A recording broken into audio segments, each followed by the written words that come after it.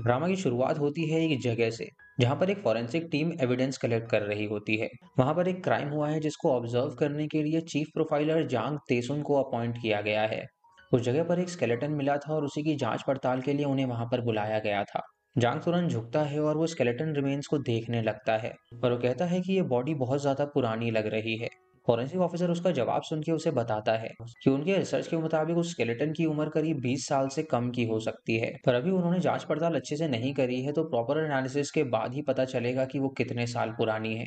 उसके बाद तेसु उस स्केलेटन का रिसर्च करता है जहां पर वो बहुत ही ज्यादा टेंशन में था। उसके बाद तेसु घर जाने के लिए निकल जाता है, लेकिन तभी वहां पर पुलिस ऑफिसर जंग आ जाता है जो कि तेसु से पूछता है कि आखिर वो कहाँ पर जा रहा है। तो तेसु उससे कहता है कि मुझे कुछ जरूरी काम आ गया है और तुम कल सस्पेक्ट को पुलिस स्टेशन ले आना, और वहीं पर वो उससे पूछताछ करेगा। ये कहकर वो तुरंत वहां से निकल जाता है, लेकिन वहां पर पुलिस वाले बातें कर रहे होते हैं कि जब तेसु क्राइम सीन पर आया था तो उसने एग्जैक्टली बता दिया था कि वहां पर क्या हुआ होगा, लेकिन जंग उनसे कहता है कि उसमें पहले जैसी कोई बात नहीं रही। इधर तेसु अपने घर पहुंचता है और खाना बनाने लग जाता है और उसके बाद वो डाइनिंग टेबल सेट करता है, लेकिन वो नोटिस करता है कि उसकी बेटी हाबिन घर पे नहीं है। इसीलिए वो अपनी बेटी हाबिन का वेट करता है ताकि वो वहां पर आए और वो साथ में मिलके खाना खा सके। लेकिन जब उसकी बेटी को आए हुए काफी देर हो जाते हैं तो वो उसे लेने के लिए लाइब्रेरी में जाता है, लेकिन उस लाइब्रेरी में भी उसकी बेटी उसे नहीं मिलती। वो लाइब्रेरियन से पूछता है कि आखिर उसकी बेटी कहाँ पर गई, तो वो उसे बताती है कि वो 2 मंथ से यहाँ पर आई ही नहीं है। ये सुन के वो हैरान हो जाता है और सोचने लगता है कि आखिर 2 मंथ से उसकी बेटी कहाँ पर जा रही थी। वो तुरंत हाबिन को कॉल करने की कोशिश करता है, लेकिन उसकी कॉल भी नहीं लग रही थी। इधर हाबिन मेट्रो में होती है जहाँ पर वो दो लड़कियों को देखती है। उसमें से एक लड़की का नाम मिन होता है और वो एक लड़की का फोन चोरी कर लेती है, और वो देखती है कि हाबिन ने उसे चोरी करते हुए देख लिया है, तो वो डर जाती है। तभी मेट्रो में हम सुनते हैं कि वहां पर पुलिस आ गई है, लेकिन वो जो पुलिस का सायरन था वो हाबिन अपने फोन से बजा रही थी ताकि वो जो चोर लड़की है वो उसे सुने और चोरी ना कर पाए। पुलिस की आवाज सुनकर मिन काफी डर जाती है और वहां से भाग निकलती है और हाबिन उसका पीछा करने लगती है। तभी उन लड़कियों को पता चल जाता है कि दरअसल हाबिन ये सब कर रही है। इसीलिए एक लड़का वहां पर आकर हाबिन को धक्का दे देता है, जिससे उसका झगड़ा शुरू हो जाता है। तभी सिक्योरिटी वहां पर आती है जो कि उन सबको पकड़ के पुलिस स्टेशन ले जाती है, और लोग तुरंत तेसु को कॉल कर देते हैं कि उसकी बेटी पुलिस स्टेशन में है। और तेसु सुन के हैरान हो जाता है और तुरंत पुलिस स्टेशन पहुंचता है। पुलिस ऑफिसर उससे कहता है कि सर, आपकी बेटी एक केस की विटनेस है और वो लड़की पहले भी चोरी में इन्वॉल्व रही है। ये सुन के तेसु कोई जवाब नहीं देता और हाबिन को लेकर अपने घर चला जाता है। हाबिन जब घर पहुंचती है तो वो घर आके खाना खाने लगती है, बट वो उससे कहती है कि ये खाना एक्सपायर हो गया है, इसीलिए वो इस खाने को नहीं खा सकती। उसके बाद वो उससे पूछती है कि क्या अगले वीक वो हेडक्वार्टर जाने वाले हैं, तो तेसु उससे कहता है कि मैंने अपने प्लान्स को पोस्टपोन कर दिया है। उसके बाद तेसु उससे पूछता है कि आखिर वो लाइब्रेरी क्यों नहीं जा रही है, तो हाबिन उसे सही जवाब नहीं देती और वो अपने रूम में चली जाती है, क्योंकि वो अपने पिता को वो रीजन नहीं बताना चाहती थी कि आखिर वो 2 महीने से लाइब्रेरी क्यों नहीं जा रही। अगले सीन में हम देखते हैं कि पुलिस स्टेशन में मीटिंग हो रही थी और उस केस के बारे में वो लोग चर्चा कर रहे थे, जहाँ चीफ कहता है कि वो सभी मिलकर इस कंकाल का पता लगाएं कि आखिर ये कंकाल किसका है। उसके बाद हमें एक लड़की दिखाई जाती है जो कि इंटरव्यू देने के लिए आती है, और इस लड़की का नाम योजिन होता है। बाद में यहाँ एक लड़का आता है जिसका नाम डाहोंग होता है, और वो उससे पूछता है कि क्या वो इंटरव्यू देने के लिए आई है, तो लड़की उसे बताती है कि हाँ, वो यहाँ पर इंटरव्यू के लिए ही आई है। अगले सीन में हम तेसु को देखते हैं जो कि इनका इंटरव्यू लेने लगता है, और तेसु पहले तो इनकी हॉबीज पूछता है और उसके बाद उनसे वो दूसरे सवाल पूछने लगता है। इंटरव्यू लेने के बाद वो चीफ के पास जाता है और उससे पूछता है कि क्या वो उसके ट्रांसफर को पोस्टपोन कर सकते हैं, क्योंकि दरअसल उसकी बेटी हाई स्कूल में है और उसे उसकी देख रेख करनी है। पर चीफ उसे इनकार कर देता है क्योंकि वो ऐसा नहीं कर सकता था। नेक्स्ट सीन में हम हाबिन को देखते हैं जो कि शाम को घर आ रही थी। तेसु जब उस लड़के को देखता है तो वो हैरान हो जाता है और उससे पूछता है कि क्या वो उसका बॉयफ्रेंड है, तो हाबिन उससे कहती है कि दरअसल वो लड़का उसका दोस्त है। तभी तेसु हाबिन के बैग से फोन की आवाज सुनता है और नोटिस करता है कि हाबिन का जो फोन था वो उसके हाथ में है और दूसरा फोन उसका बैग में था जो कि बज रहा था। ये देखकर उसे शक होता है और वो हाबिन से वो बैग ओपन करने के लिए कहता है, लेकिन हाबिन उससे कहती है कि वो उस बैग को ओपन नहीं करने वाली। ये सुनकर वो खुद ही उस बैग को ओपन करने लगता है और उससे पूछता है कि क्या ये तुम्हारे दोस्त का फोन है। ये सुन के हाबिन उसे बताती है कि हाँ, ये उसके दोस्त का फोन है और उसके पेरेंट्स उसका फोन चेक करते हैं, इसीलिए उसने उसका फोन उसको दे दिया था। ये सुन के तेसु उसके दोस्त का फोन अपने पास रख लेता है और उसे कहता है कि जब तक इस फोन का ओनर उससे मिलने के लिए नहीं आता तब तक वो इस फोन को अपने पास ही रखेगा। उसके बाद तेसु उस फोन को चेक करने लगता है, लेकिन उसके अंदर उसे कुछ भी नहीं मिलता। उसमें बस मैसेज होते हैं जिसमें पैसों की लेन देन की बात हुई थी। रात को तेसु जब सो रहा होता है तो चुपके से हाबिन फोन ले लेती है और उसमें लिखा हुआ था कि मुझे फोन करो। जब अगली सुबह होती है तो तेसु नोटिस करता है कि हाबिन कहीं बाहर जा रही है। तभी वो उसके पास जाता है और उससे पूछता है कि क्या वो घर छोड़कर जा रही है, लेकिन वो उसे मना कर देती है और कहती है कि वो ट्रिप पर जा रही है। तेसु सुन के हैरान हो जाता है कि उसकी बेटी उसे बिना बताए वहां पर जा रही थी। उसके बाद तेसु पुलिस स्टेशन आता है और मीने के केस के बारे में बात करने लगता है। और कुछ देर बाद वहां पर योजिन आती है, जो कि उसे बताती है कि वो क्रिमिनल एनालिस्ट की टीम में काम करने वाली है। लेकिन उन लोगों ने डांगोंग को भी अपॉइंट कर लिया होता है, क्योंकि वो भी एक बहुत ही स्ट्रॉन्ग कैंडिडेट था। उसके बाद वो दोनों बैठकर अपना काम करने लगते हैं और वो दोनों डिस्कस करने लगते हैं कि उनको किसने कॉल करके अपॉइंट किया था। अगली सीन में तेसु मेट्रो में हुई चोरी की सीसीटीवी फुटेज देख रहा होता है और ये देखकर तेसु हैरान हो जाता है और वो रूम में जाकर बैठ जाता है। तब उसे ऐसा लगता है कि वहां पर उसकी वाइफ है जिसका नाम जीसू है। वो कहती है कि उसे अपनी बेटी पे बिलीव करना चाहिए और वो उल्टा उसे ब्लेम करने लगती है उसकी मौत के लिए। इसे हम जान पाते हैं कि तेसु की वाइफ की मौत हो गई थी और वो हमेशा उसे इमेजिन करता रहता था। अगले सीन में हम एक फोन को देखते हैं जो कि बज रहा था और उसके ऊपर डैड नाम लिखा हुआ आ रहा था। एक आदमी उस फोन को उठा लेता है और उसके बाद हम पुलिस वालों को देखते हैं जो कि एक जगह पर आते हैं चेक करने के लिए जहां पर खून पड़ा हुआ था। उस क्राइम सीन पे पहुंचकर वो सभी इन्वेस्टिगेट करने लगते हैं। जहाँ पे जब वो मीटिंग करते हैं तो वो चीफ को बताते हैं कि वहां पर खून तो मिला लेकिन वहां पर कोई बॉडी नहीं मिली। चीफ कहता है कि इस मामले के बारे में रिपोर्टर्स को नहीं पता चलना चाहिए, क्योंकि अगर उन्हें पता चला तो वो बेफालतू की न्यूज़ बनाएंगे। उसके बाद तेसु चीफ के पास आता है और उसे कहता है कि वो कुछ दिन और यहाँ रहना चाहता है और वो इसी केस को हैंडल करेगा। ये सुन के चीफ उसे वो केस दे देता है और उससे कहता है कि 2 मंथ में और उसे कहता है कि 2 महीने में वो इस केस को सॉल्व करे। उसके बाद तेसु क्राइम सीन पे जाता है और उसे स्टडी करने लगता है, लेकिन वहाँ पास ही में कुत्ते भौंकने लगते हैं और तभी पुलिस वालों को वहाँ पर कुछ मिल जाता है। वो देखते हैं कि वहां पर दरअसल एक गधा खड़ा हुआ था और उसे देखकर वो हैरान हो जाते हैं। अगले सीन में डाहोंग, योजिन और तेसु क्राइम सीन के बारे में डिस्कस करने लगते हैं, लेकिन वो किसी भी सोल्यूशन पे नहीं पहुंच पा रहे थे। कुछ देर बाद तेसु जब वापस क्राइम सीन पे जाता है तो वहां पर वो एक लड़की को देखता है जो कि उसी घर के पास जाती है जहां पर खून मिला था। लेकिन तभी तेसु की नींद खुल जाती है क्योंकि वो ये एक सपना देख रहा था। वो तुरंत हाबिन को मैसेज करता है और उसे सॉरी कहता है और उसे कहता है कि वो उस पर भरोसा करता है, लेकिन ये मैसेज सेंड करने के लिए उसे काफी ज्यादा हिम्मत चाहिए थी, इसीलिए वो इस मैसेज को सेंड नहीं कर पाता। उसके बाद वो उसी घर के पास आ जाता है जहां पर उन्हें खून मिला था, लेकिन वहां पहले से ही योजिन आई हुई थी और अब दोनों साथ में मिलकर एविडेंस को ढूंढने लगते हैं। इधर हमें कोई दिखाया जाता है जो कि एक गाड़ी को जला रहा था और सिक्योरिटी रूम में पता चलता है कि अचानक से गाड़ी गायब हो गई है। दूसरे दिन हाबिन की टीचर तेसु को कॉल करती है और उसे कहती है कि वो सेल्फ स्टडी के लिए नहीं आई। तेसु ये सुन के हैरान हो जाता है और उसे बताता है कि उसकी बेटी दरअसल ट्रिप पे गई हुई है, लेकिन टीचर उससे कहती है कि उसने तो ट्रिप के लिए अप्लाई ही नहीं किया था। ये सुन के तेसु हैरान हो जाता है और सोचने लगता है कि आखिर उसकी बेटी उसे झूठ बोलकर कहाँ पर चली गई। वो तुरंत घर पे पहुंचता है और वहां पर हाबिन को ढूंढने लगता है, लेकिन हाबिन उसे कहीं पर भी नहीं मिलती। उसके बाद तेसु उस फोन की जांच करवाता है जो कि हाबिन से उसे मिला था। अगले सीन में उसे पता चलता है कि हाबिन की जो लास्ट लोकेशन थी वो क्राइम सीन की थी और उसे लगने लगता है कि शायद उसकी बेटी के साथ कोई ना कोई गड़बड़ हुई है। तभी पुलिस वाला उसे बताता है कि यहाँ पर आई टाइप का ब्लड था और ये सुन के तेसु अपने हाथ पे कट लगा लेता है और उनसे कहता है कि वो इसकी जांच करें। योजिन और डोहोंग यहाँ पर एविडेंस ढूंढ रहे होते हैं और यहाँ पर गाड़ी भी जल गई थी और उसके बाद हमें हाबिन को दिखाया जाता है और तभी वो गाड़ी के सामने आ गई थी। इधर तेसु को पता चलता है कि उसकी बेटी का खून और वो क्राइम सीन का खून रिलेटेड बिल्कुल भी नहीं है और तभी अचानक उसे कॉल आ जाता है और वो भागता हुआ हॉस्पिटल पहुंचता है और वहां पर वो सुनता है कि एक आदमी एक्सप्लेन कर रहा है कि कोई लड़की गलती से उसकी गाड़ी के सामने आ गई थी जिसकी वजह से उसका एक्सीडेंट हो गया था। और तभी वो तेसु के पास जाता है जो कि हॉस्पिटल के बेड पे होती है और यहाँ पे पहला एपिसोड खत्म हो जाता है। सेकेंड एपिसोड की शुरुआत में हमें पास्ट का एक सीन दिखाया जाता है जहाँ तेसु अपने घर पे आ जाता है और अंदर आने के बाद वो अपनी वाइफ को देखता है जो कि उसे डिवोर्स के पेपर देती है और उसे कहती है कि वो उसे तलाक देना चाहती है, लेकिन तेसु उससे सॉरी कहता है और उससे कहता है कि उससे गलती हो गई है, इसीलिए वो उसे माफ कर दे और ऐसा ना करे। उसकी वाइफ उससे कहती है कि तुम्हारे चारों ओर अपराधी घूमते रहते हैं और तुम अपनी बेटी पर भी डाउट करते हो, इसीलिए वो चाहती है कि वो उससे अलग हो जाए और ये कहते ही वो वहां से चली जाती है। जब तेसु रूम से बाहर आता है तो वो देखता है कि छोटी हाबिन वहां पर खड़ी हुई थी जो कि उनकी ये सारी बातें सुन रही थी। उसके बाद कहानी प्रेजेंट में आती है जहाँ पर हाबिन और तेसु एक दूसरे को देख रहे थे। इधर पुलिस स्टेशन में एक ऑफिसर चीफ को बताता है कि कल्प्रिट ने गाड़ी को जला दिया था ताकि वो उस सबूत वाली गाड़ी को मिटा सके। अगले सीन में तेसु हाबिन को लेकर घर आ जाता है, लेकिन वो देखता है कि बाहर हाबिन की दादी खड़ी हुई थी। वो उनके पास जाता है और उनसे पूछता है कि आखिर उनका यहाँ पर आना कैसे हुआ। तो हाबिन अपने पिता को बताती है कि उसे उनकी याद आ रही थी। इसीलिए उसने ही उन्हें यहाँ पर बुला लिया था। अब उसे ड्रॉप करने के बाद तेसु मीटिंग में चला जाता है और मीटिंग में डिस्कस होने लगता है कि आखिर जो गाड़ी चली थी वो रजिस्टर्ड थी या नहीं। अब वो सभी वो सीसीटीवी फुटेज देखने लगते हैं और वो देखते हैं कि उस गाड़ी को दरअसल एक लड़की चला रही थी।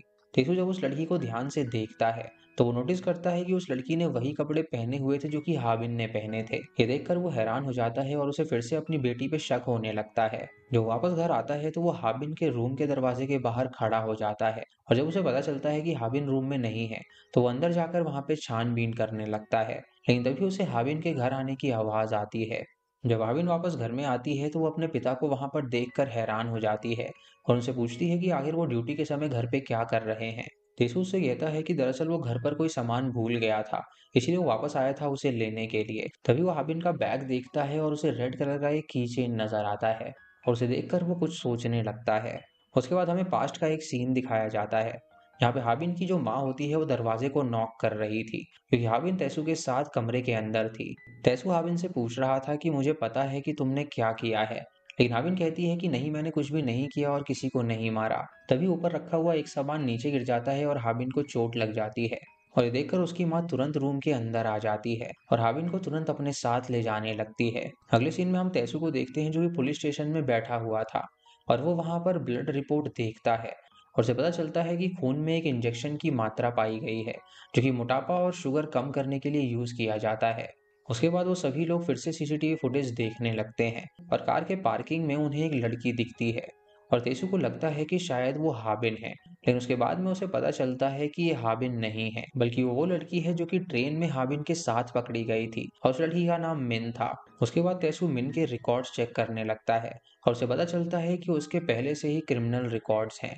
रिकॉर्ड चेक करने के बाद तेसु एक कैफे में आ जाता है और वो मिने से कांटेक्ट करने की कोशिश करता है, लेकिन वो उसे कांटेक्ट करने में असमर्थ था। इसीलिए वो उसकी दोस्त जीउन से कांटेक्ट करता है जो कि पैसों के लिए काम किया करती थी।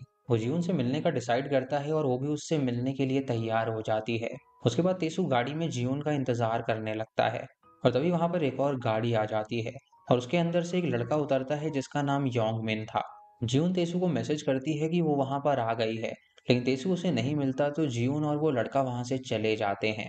उन्हें ये लगता है कि वहां पर उनसे मिलने के लिए तेसु आया ही नहीं, लेकिन तभी तेसु उन दोनों का पीछा करने लगता है ताकि वो जान सके कि आखिर वो दोनों कहाँ जाते हैं।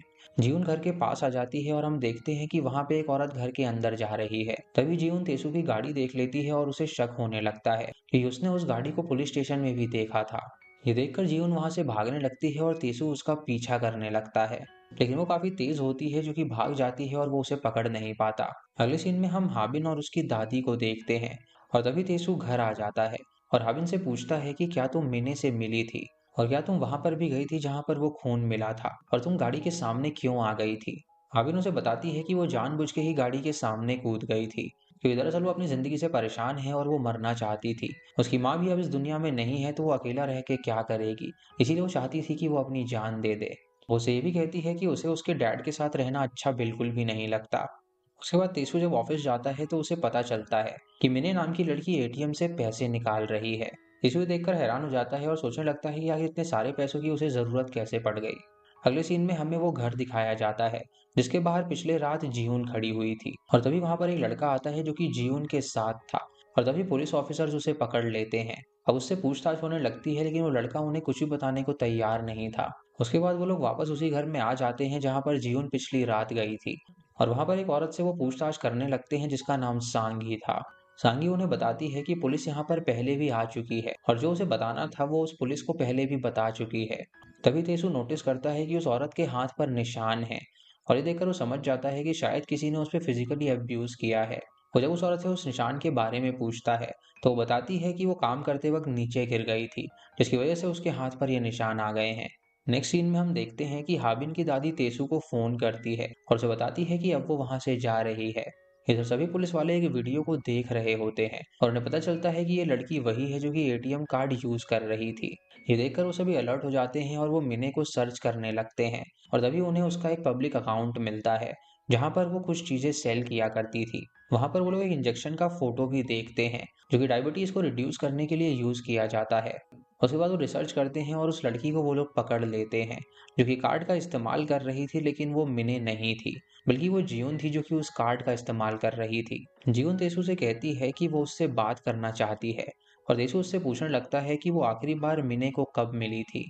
जियोन उसे बताती है कि आखिरी बार वो मिने से पुलिस स्टेशन में मिली थी और उसने कहा था कि वो आपकी बेटी से मिलने जा रही है। तेसू सुन के हैरान हो जाता है और उससे पूरी बात पूछता है, लेकिन वो उसे पूरी बात बताने से इनकार करने लगती है और कहती है कि तुम मुझसे वादा करो कि अगर मैं तुम्हें पूरी बात बताऊंगी तो तुम किसी भी हाल में मुझे यहाँ से बाहर निकलवाओगे। ये सुन के तेसू उससे कहता है कि वो किसी भी हाल में उसे यहाँ से बाहर निकाल देगा। उसके बाद वो उसे पूरी कहानी बताने लगती है। हमें पास्ट में ले जाया जाता है जहाँ पर पुलिस वाले और तेसू हाबिन को जंगल में ढूंढ रहे थे, लेकिन उन्हें वहां पर वो कहीं पर भी नहीं मिलती। वो आसपास के लोगों को उसकी वीडियो भी दिखा रहे होते हैं, जिसमें हाबिन और उसका भाई एक दूसरे के पीछे भाग रहे होते हैं, लेकिन कुछ देर बाद उन्हें हाबिन मिल जाती है जो कि खून से सनी हुई थी। अब वो ढूंढने लगते हैं कि आखिर वो किसका खून है और बहुत ही रिसर्च करने के बाद उन्हें एक बॉडी मिल जाती है जो कि पहाड़ से नीचे गिर गई थी और वो बॉडी हाबिन के भाई की थी। उसके बाद कहानी प्रेजेंट में आती है जहाँ पर जीवन से पूछताछ चल रही थी। उसके बाद उससे मिने के बारे में पूछा जाता है और जीवन उन्हें बताती है कि दरअसल वो दोनों मोटेल में सोए हुए थे और जब वो सुबह उठी तो मिने उसके कमरे में नजर नहीं आई थी। अब ये सुन के जीवन को पुलिस स्टेशन से रिहा कर दिया जाता है और उसके बाद हाबिन अपने डैड के पास पुलिस स्टेशन आती है और तुरंत उनके कैबिन में चली जाती है। वो वहां पर रखी हुई एविडेंस फाइल को देखने लगती है, लेकिन तभी तेसु जीवन से पूछने लगता है कि आखिर उसे क्या हुआ था। तब जीवन उसे बताती है कि हाबिन ने मिने का फोन चुरा लिया था और जब उसके फोन पर कॉल किया गया तो हाबिन ने उन्हें जवाब दिया कि उसने गलती से वो उठा लिया है। तेसु उससे पूछता है कि क्या मिने का फोन ब्लू कलर का था, तो जीनू उससे हाँ कहती है और उसे बताती है कि हाबिन ने उसका फोन लौटाने के लिए उससे कहा था और मिने तुरंत उससे मिलने के लिए चली गई थी। तभी सीन शिफ्ट होता है और हम देखते हैं कि हाबिन रेड की चेन को जला रही है, क्योंकि उसे पता चल गया था कि वो की चेन भी एक एविडेंस है। उसके बाद हमें पास्ट का एक सीन दिखाया जाता है जहाँ तेसु और उसकी पूरी फैमिली बाहर घूमने के लिए गए हुए थे और हाबिन ने अपने छोटे भाई की आंखों पर पट्टी बांधी हुई थी। उसके बाद तेसु वहां पर आता है और उसे अपने बेटे की बॉडी नजर आती है और तभी पुलिस को एविडेंस मिलता है कि हाबिन ने अपने भाई की आंखों पर पट्टी बांध दी थी, जिसकी वजह से वो पहाड़ से नीचे गिर गया था और मर गया था। उसके बाद सीन प्रेजेंट में आता है जहाँ पे तेसु हाबिन से पूछता है कि क्या तुमने मिने को जान से मार डाला है। तो हाबिन उससे कहती है कि आपको क्या लगता है कि भाई की जो डेथ थी वो एक्सीडेंट थी और उसकी माँ ने खुदकुशी करके जान ली है।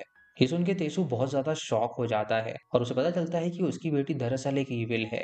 तभी डोरबेल बजती है और तेसु को पता चलता है कि बाहर पुलिस वाले आए हैं और ये दूसरा एपिसोड भी यहीं पर खत्म हो जाता है। एपिसोड 3 की स्टार्टिंग में दिखाया जाता है कि पुलिस वाले दरवाजे पर नॉक कर रहे थे, लेकिन दरवाजा कोई भी ओपन नहीं करता। पुलिस वालों को लगता है कि घर पर कोई भी नहीं है, लेकिन उन्हें घर के बाहर तेसु की गाड़ी नजर आ जाती है, जिससे वो समझ जाते हैं कि तेसु अंदर ही होगा। उसके बाद पुलिस वाले फिर से दरवाजे को नॉक करने लगते हैं और तभी तेसु हाविन से कहता है कि वो अंदर चली जाए, लेकिन वो उसकी नहीं सुनती और अंदर नहीं जाती। तभी पुलिस वाले घर के अंदर आ जाते हैं और वो हाविन से उसके टूटे हुए हाथ के बारे में पूछने लगते हैं। तेसु उनसे कहता है कि दरअसल उसकी बेटी का एक एक्सीडेंट हुआ था और उसके बाद पुलिस वाले हाबिन से पूछताछ करने लगते हैं और वहां वो उससे पूछते हैं कि आखिर 11 तारीख को वो कहाँ पर थी। हाबिन उन्हें बताती है कि वो अपने बॉयफ्रेंड के साथ थी। उससे पूछताछ करने के बाद वो तुरंत वहां से चले जाते हैं और उनके जाने के बाद तेसु हाबिन से पूछता है कि वो जो फोन तुम्हारे पास था क्या वो मिने का था, लेकिन हाबिन उसे इस बात पे मना कर देती है।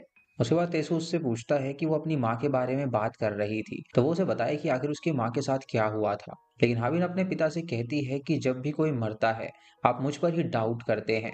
अगले सीन में हमें दिखाया जाता है कि पुलिस वाले हाबिन के बॉयफ्रेंड से बात कर रहे थे, लेकिन तभी वहां पर तेसु भी आ जाता है और उसे पूछता है कि क्या तुम 11 तारीख को हाबिन के साथ थे, तो उसका बॉयफ्रेंड उसे हाँ कहता है। उसके बाद तेसु हाबिन के स्कूल आता है और उसे देखने लगता है, लेकिन तभी हाबिन का टीचर उसके पास आ जाता है और वो दोनों हाबिन के बारे में बात करने लगते हैं। पुलिस वालों को सीसीटीवी फुटेज देखने के बाद पता चलता है कि सच में 11 तारीख को हाबिन अपने बॉयफ्रेंड के साथ ही थी। इधर तेसु उस मोटेल में जाता है जहां हाबिन अपने बॉयफ्रेंड के साथ रुकी हुई थी और उसे शक होता है कि कहीं हाबिन खिड़की से बाहर ना चली गई हो। पुलिस स्टेशन में सबको पता चल जाता है कि हाबिन तेसु की बेटी है और वो सभी इस बारे में बातें करने लगते हैं। अगले सीन में यूजिन डायोन से बात करने लगती है और वो उससे पूछती है कि उसने उसे क्यों नहीं बताया कि वो तेसु की बेटी है। वहीं हम तेसु को देखते हैं जो एक गाड़ी में बैठकर एविडेंस देख रहा था। एक जगह पे हमें हाबिन को दिखाया जाता है जो कि लॉकर ओपन करने का ट्राई कर रही थी, लेकिन वो बार बार रॉन्ग पिन बता रहा था, इसीलिए वो तुरंत घर चली जाती है। तभी उसे तेसु की गाड़ी बाहर खड़ी हुई नजर आती है और हमें आगे दिखाया जाता है कि दरअसल तेसू हाबिन से बात कर रहा है और हाबिन अपने पिता से कहती है कि जब उसका ट्रांसफर होगा तो वो उसके साथ चलेगी, क्योंकि अब उसे यहाँ पर बिल्कुल भी अच्छा नहीं लगता है और वो दोनों यहाँ से दूर जाकर एक नई शुरुआत करेंगे।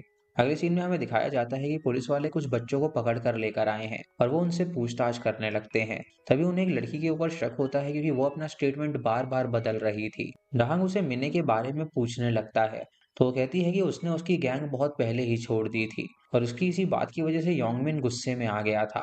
अब पुलिस वाले योंगमिन को ढूंढने लगते हैं, लेकिन वो उन्हें कहीं पर भी नहीं मिलता। इधर योंगमिन सांगी के साथ होता है और वो उससे कहती है कि उसको पुलिस के साथ कोऑपरेट करना चाहिए। तो ये सुन के योंगमिन गुस्सा हो जाता है और उसे मारने लगता है। उसके बाद सांगी बाहर आती है और पुलिस वालों को खाने के लिए कुछ देती है और इस बात का फायदा उठाकर यांगमिन वहां से भाग जाता है। इधर तेसू को एक फुटेज मिलती है जिसमें वो देखता है कि हाबिन एक जगह से भाग रही थी और उसका बिहेवियर एकदम सस्पेक्ट की तरह था। तेसू हाबिन के बॉयफ्रेंड से मिलना चाहता है और वो सब कुछ पूछता है कि मुझे बताओ कि एग्जैक्टली वहां पर हुआ क्या था और हाबिन मोटेल से बाहर क्यों आई थी। वो उसे बताता है कि वो बाहर गई थी किसी से मिलने के लिए, लेकिन उसे नहीं पता कि वो किससे मिलने गई थी। उसके बाद तेसू हाबिन के टीचर से मिलने के लिए चला जाता है, जहाँ पर उसका टीचर उसे एक फोटो दिखाता है और उस फोटो में हाबिन के साथ एक लड़की होती है जिसका नाम सुयून है। उसके बाद तैसू उससे उस लड़की का एड्रेस मांगता है, लेकिन टीचर कहता है कि कोई फायदा नहीं, उसने स्कूल छोड़ दिया है और वो घर से भाग चुकी है।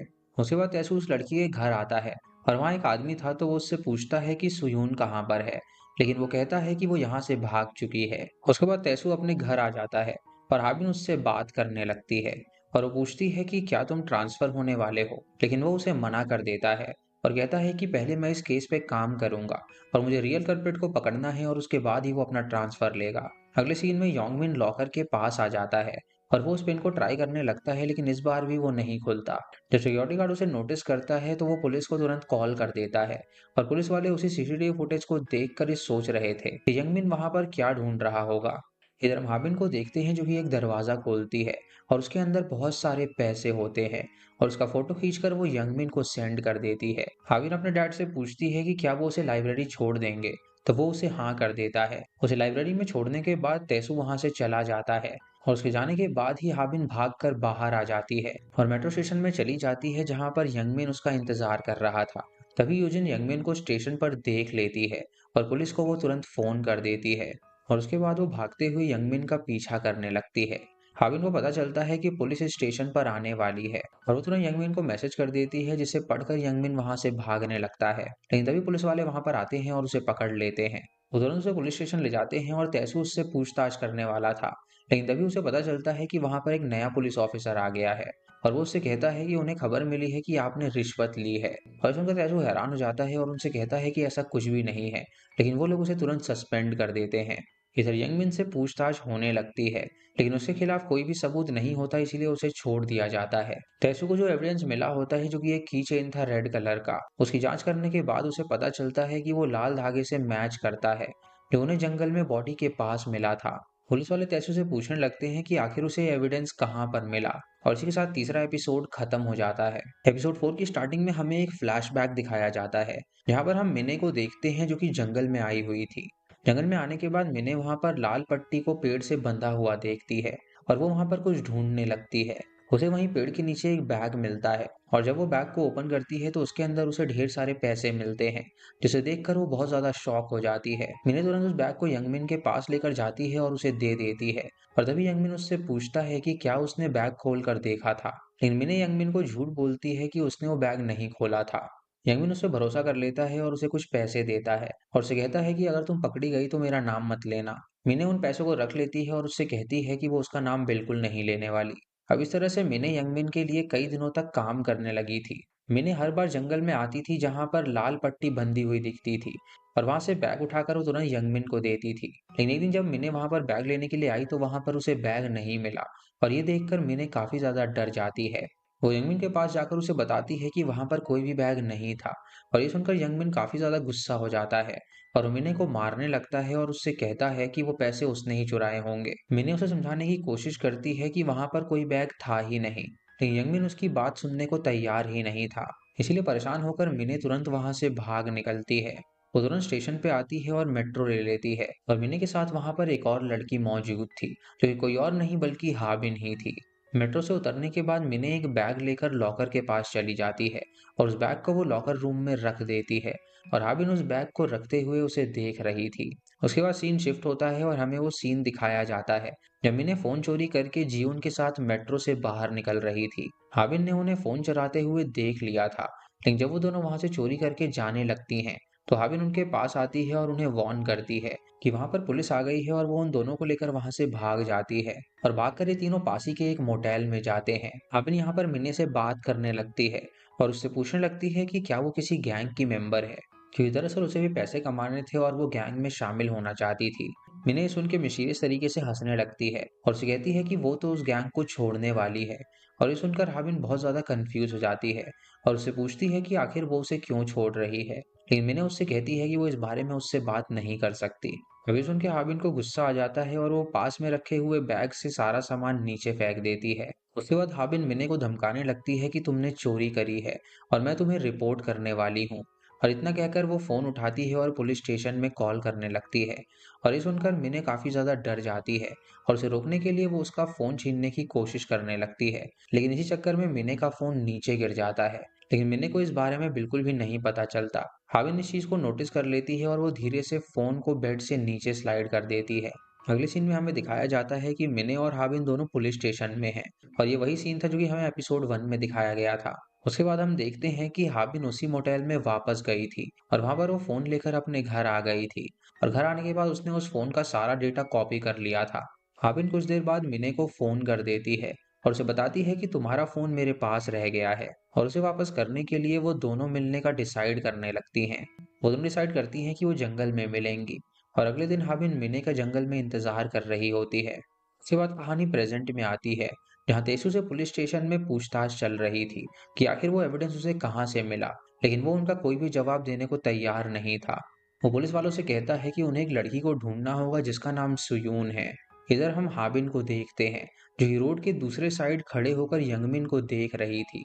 तभी वो उसे मैसेज करती है और कहती है कि तुम्हें पुलिस वाले देख रहे हैं, इसीलिए ऐसे मिलना सेफ नहीं होगा, तो वो दोनों अब बाद में मिलेंगे। अब वो दोनों ऐसे बिहेव करने लगते हैं जैसे वो एक दूसरे को जानते ही ना हो। और उसके बाद यंगमिन बेसमेंट में अपने कुछ गैंग मेंबर्स के साथ बैठा हुआ था और उनसे पूछने लगता है कि किसी ने पुलिस वालों को उसके बारे में बताया तो नहीं। फिर उनके सभी मेंबर उससे कहते हैं कि उन्होंने कुछ भी नहीं बताया, लेकिन यंगमिन देखता है कि यूजिन बहुत ज्यादा नर्वस हो गई है और उसे पता चल जाता है कि यूजिन ही है जिसने पुलिस को उसके बारे में बताया है। अगले सीन में हम तैसू को देखते हैं जो कि घर पर आ जाता है और तभी उसे डाहंग का कॉल आता है जो कि उसे बताता है कि जो कंकाल उन्हें मिला था उसका उन्होंने डीएनए टेस्ट किया है और सुयून के पिता के डीएनए के साथ मैच हो रहा है। इसका मतलब ये है कि वो जो कंकाल है वो सुयून का है। ये सुनने के बाद तैसू परेशान हो जाता है और बिना कुछ कहे ही फोन को रख कर अंदर चला जाता है। जब वो घर में आता है तो देखता है कि हाबिन खाना खा रही है। तभी वो हाबिन से कहता है कि वो कंकाल सुयून का है और उसका डीएनए मैच हो गया है और तुम्हारा जो की चेन है वो मैंने एविडेंस रूम में दिया था और जल्द ही तुमसे पूछताछ होने वाली है, इसीलिए इससे अच्छा है कि तुम खुद ही अपने आप सरेंडर कर दो। हाबिन ये सुन के शांत रहती है और उसकी बात मान जाती है। थोड़ी देर में तैसू नोटिस करता है कि उसके घर के बाहर पुलिस आ गई है और वो जाकर उनसे पूछता है कि आखिर क्या बात है। तो पुलिस वाला उससे कहता है कि हमें आपके खिलाफ कंप्लेन मिली है कि आप अपनी बेटी पे डोमेस्टिक वायलेंस करते हैं। और ये सुन के तैसू बहुत ज्यादा सरप्राइज हो जाता है। उसके लिए बात अनएक्सपेक्टेड थी और तभी वो घर के बाहर आ जाता है और जाकर उनकी गाड़ी में बैठ जाता है और वो उनसे बात करना चाहता था, लेकिन पुलिस उसकी एक नहीं सुनती और उसे चुप रहने के लिए कहती है। उसके बाद हाबिन गाड़ी में बैठ के तैसू को कॉल करती है और तैसू उससे कहता है कि तुम बच के भाग नहीं सकती। हाबिन अपने पिता से कहती है कि आपको पता भी नहीं कि मैं ये सब क्यों कर रही हूँ, अगर आपको मुझे अरेस्ट करना ही है तो आप पहले अरेस्ट वारंट लेकर आए। उसके बाद सीन शिफ्ट होता है और हमें दिखाया जाता है कि पुलिस वाले यंगमिन के पास आए हुए हैं और उसे सुयून के बारे में वो पूछताछ करने लगते हैं कि वो दरअसल उसके ही गैंग की मेंबर थी। पुलिस वाले उसे अपने साथ ले जाना चाहते हैं, लेकिन तभी वो अंदर आ जाता है और अपने गैंग वालों से कहता है कि तुम सभी अपना मुंह बंद रखना। पुलिस वाले उन सबको लेकर पुलिस स्टेशन जा रहे होते हैं, लेकिन तभी तैसू वहां पर आ जाता है। तैसू वहां संगी को नोटिस करता है और उससे सुयून के बारे में पूछने लगता है। तभी वो उसकी नेक पर निशान देखता है और उसे पूछता है कि क्या तुम्हारे यंगमिन के साथ कोई रिश्ता है, लेकिन संगी उस बात को घुमा देती है और उसे कोई प्रॉपर आंसर नहीं देती। आगे पुलिस स्टेशन में डायंग देखता है कि सारे गैंग मेंबर्स के साथ यंजी वहां पर नहीं है। तैसू हाबिन से मिलने के लिए उसके दोस्त के घर जाता है और हाबिन उसे खिड़की से देख रही होती है। जैसे ही वो डोरबेल बजाता है, उसकी दोस्त बाहर आ जाती है और उसे कहती है कि वो आपसे नहीं मिलना चाहती। तैसू ये सुन के निराश हो जाता है और वापस अपने घर आ जाता है और बैठकर वो हाबिन के बारे में सोचने लगता है। और काफी सोचने के बाद तैसू पुलिस स्टेशन जाता है और चीफ से बात करने लगता है। चीफ उससे कहता है कि उस पर जो रिश्वत का इल्जाम लगाया गया था वो उसने हटा दिया है। तभी तैसू देखता है कि यंगमिन वॉशरूम की तरफ जा रहा है और तुरंत उसके पीछे पीछे चलने लगता है। न जाने के बाद वो उससे पूछता है कि क्या तुम हाबिन को जानते हो। तो यंगमिन कहता है कि हाँ, मैं उसे जानता हूँ। उसके बाद तैसू उससे पूछता है कि सुयून तुम्हारे गैंग में कब आई थी। तो यंगमिन उसे बताता है कि 1 साल पहले वो उसके गैंग में आई थी। उसके बाद तैसू उस पर इल्जाम लगाता है कि उसने मिने को मारा है और ये सुनकर यंगमिन उस पर गुस्सा होने लगता है। यंगमिन के खिलाफ कोई भी सबूत उन्हें नहीं मिलता, इसीलिए वो लोग उसे रिहा कर देते हैं। यंगमिन जब अपने घर पहुंचता है तो सांगी उससे मिलने के लिए आती है और उसे कहती है कि हाबिन तो पुलिस वाले की बेटी है, तो वो फंस जाएंगे। यंगमिन अब उसकी बातों से परेशान हो जाता है और उसे कहता है कि उसे लगता है कि हाबिन ने ही मिने को मारा है। इधर पुलिस वाले सुयून के बारे में उसके टीचर से पूछताछ करने लगते हैं और टीचर बताता है कि उसके घर की कंडीशन बिल्कुल भी सही नहीं थी और इसीलिए वो घर से भाग गई थी। जब उससे मिलने के लिए उसके घर गया था तो वो तब तक घर छोड़ चुकी थी। पुलिस वालों को सुयून के घर पे बिल्कुल वैसा ही की चेन मिलता है जैसा तैसू ने एविडेंस में दिया था और उन्हें वहां पर एक फोटो भी मिलती है जिसमें चेहरा सही नहीं दिख रहा था। उसके बाद हाबिन यंगमिन को कॉल करती है। हाबिन यंगमिन को कॉल करती है और उसको उससे मिलने के लिए बुलाती है, लेकिन यंगमिन उसे मना कर देता है और कहता है कि मुझ पर पुलिस वालों की नजर है। हाबिन उससे कहती है कि कोई बात नहीं, वो पुलिस वालों का ध्यान भटका सकती है। जब शाम होती है तो यंगमिन के घर के बाहर एक एम्बुलेंस आती है और पुलिस वालों को पता चलता है कि यंगमिन ने खुद को मारने की कोशिश करी है। इसीलिए वो तुरंत एम्बुलेंस लेकर वहां पर आ जाते हैं। इधर एक पुलिस वाला सुयून की फोटो दिखाकर एक रेस्टोरेंट में पूछने लगता है, तो वहां पर एक लेडी उसकी फोटो देखकर कहती है कि मैं इसे जानती हूँ, इसको कोई और भी कुछ मंथ से ढूंढ रहा है।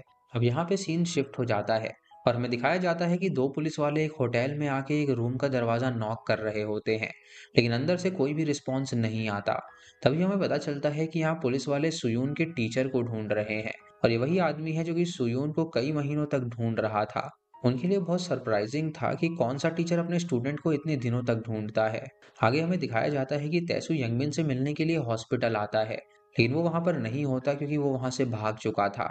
सुयून का टीचर जो उसे काफी दिनों से ढूंढ रहा था वो संगी के पास आता है और उसका हालचाल पूछने लगता है। इधर तैसू को शक होता है और वो किसी को कॉल करता है और उसे कहने लगता है कि क्या तुम हाबिन के कॉल रिकॉर्ड्स निकलवा सकते हो, क्योंकि मुझे ये जानना है कि पिछले साल उसने सबसे ज्यादा किससे बात करी थी। उसके बाद हमें दिखाया जाता है कि यंगमिन हॉस्पिटल से भागने के बाद एक जंगल में गया है और हाबिन भी वहां पर आ जाती है उससे मिलने के लिए। यंगमिन बहुत ज्यादा कंफ्यूज था कि ये जंगल वाली जगह हाबिन को कैसे पता, और वो उससे सवाल पूछने लगता है तो वो बातों को घुमाने लगती है।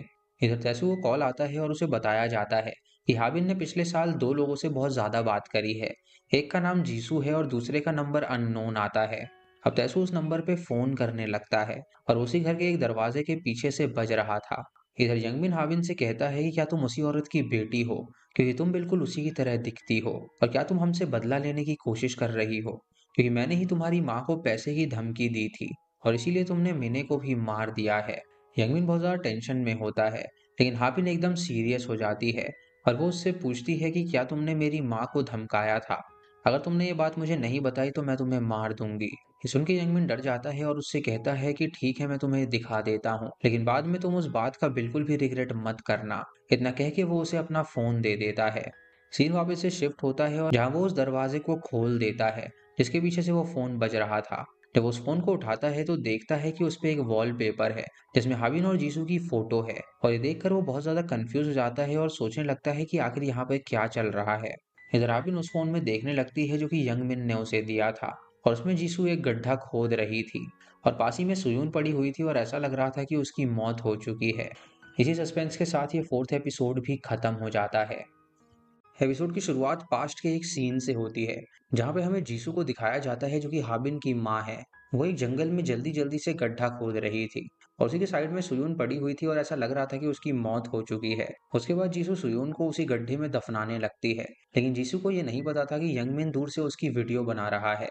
अब कहानी प्रेजेंट में शिफ्ट हो जाती है जहाँ पर यंगमिन हाबिन से पूछने लगता है कि उसे कैसा लग रहा है ये वीडियो देखकर। इस वीडियो में ये साफ है कि उसकी माँ ने सुयून को मारा है, लेकिन हाबिन उसकी बातों पर बिल्कुल भी विश्वास नहीं करती। यंगमिन और हाबिन के बीच अब बहस होने लगती है और यंगमिन कहता है कि मुझे मेरे पैसे वापस चाहिए, लेकिन हाबिन उसे देने से मना कर देती है। ये सुनकर यंगमिन को बहुत ज्यादा गुस्सा आता है और वो हाबिन को मारने लगता है। उसके बाद यंगमिन हाबिन का गला दबाने लगता है, लेकिन हाबिन बहुत ही कोशिश करती है लेकिन वो खुद को नहीं छुड़ा पाती। तभी वहां पर एक बाइक वाला आदमी आ जाता है जो कि हाबिन को यंगमिन से बचा लेता है। अब ये दोनों एक दूसरे के साथ लड़ने लगते हैं और मौका देखकर यंगमिन पैसे लेकर भागने लगता है और बाइक वाला आदमी उसे पकड़ने के लिए उसके पीछे भागने लगता है। हाबिन वहां पर खड़े खड़े सब कुछ देख रही थी और वो देखती है कि यंगमिन ने अपने फोन को उसी जंगल में गिरा दिया है। तभी वो उसे उठा लेती है और अपने घर आ जाती है और उसके बाद वो अपने रूम में चली जाती है। और जब वो अपने टेबल का ड्रॉर खोलती है तो उसे पता चलता है कि उसकी माँ का फोन वहां पर नहीं है। और ये देखकर वो सोचने लगती है कि आखिर वो फोन कहाँ पर चला गया।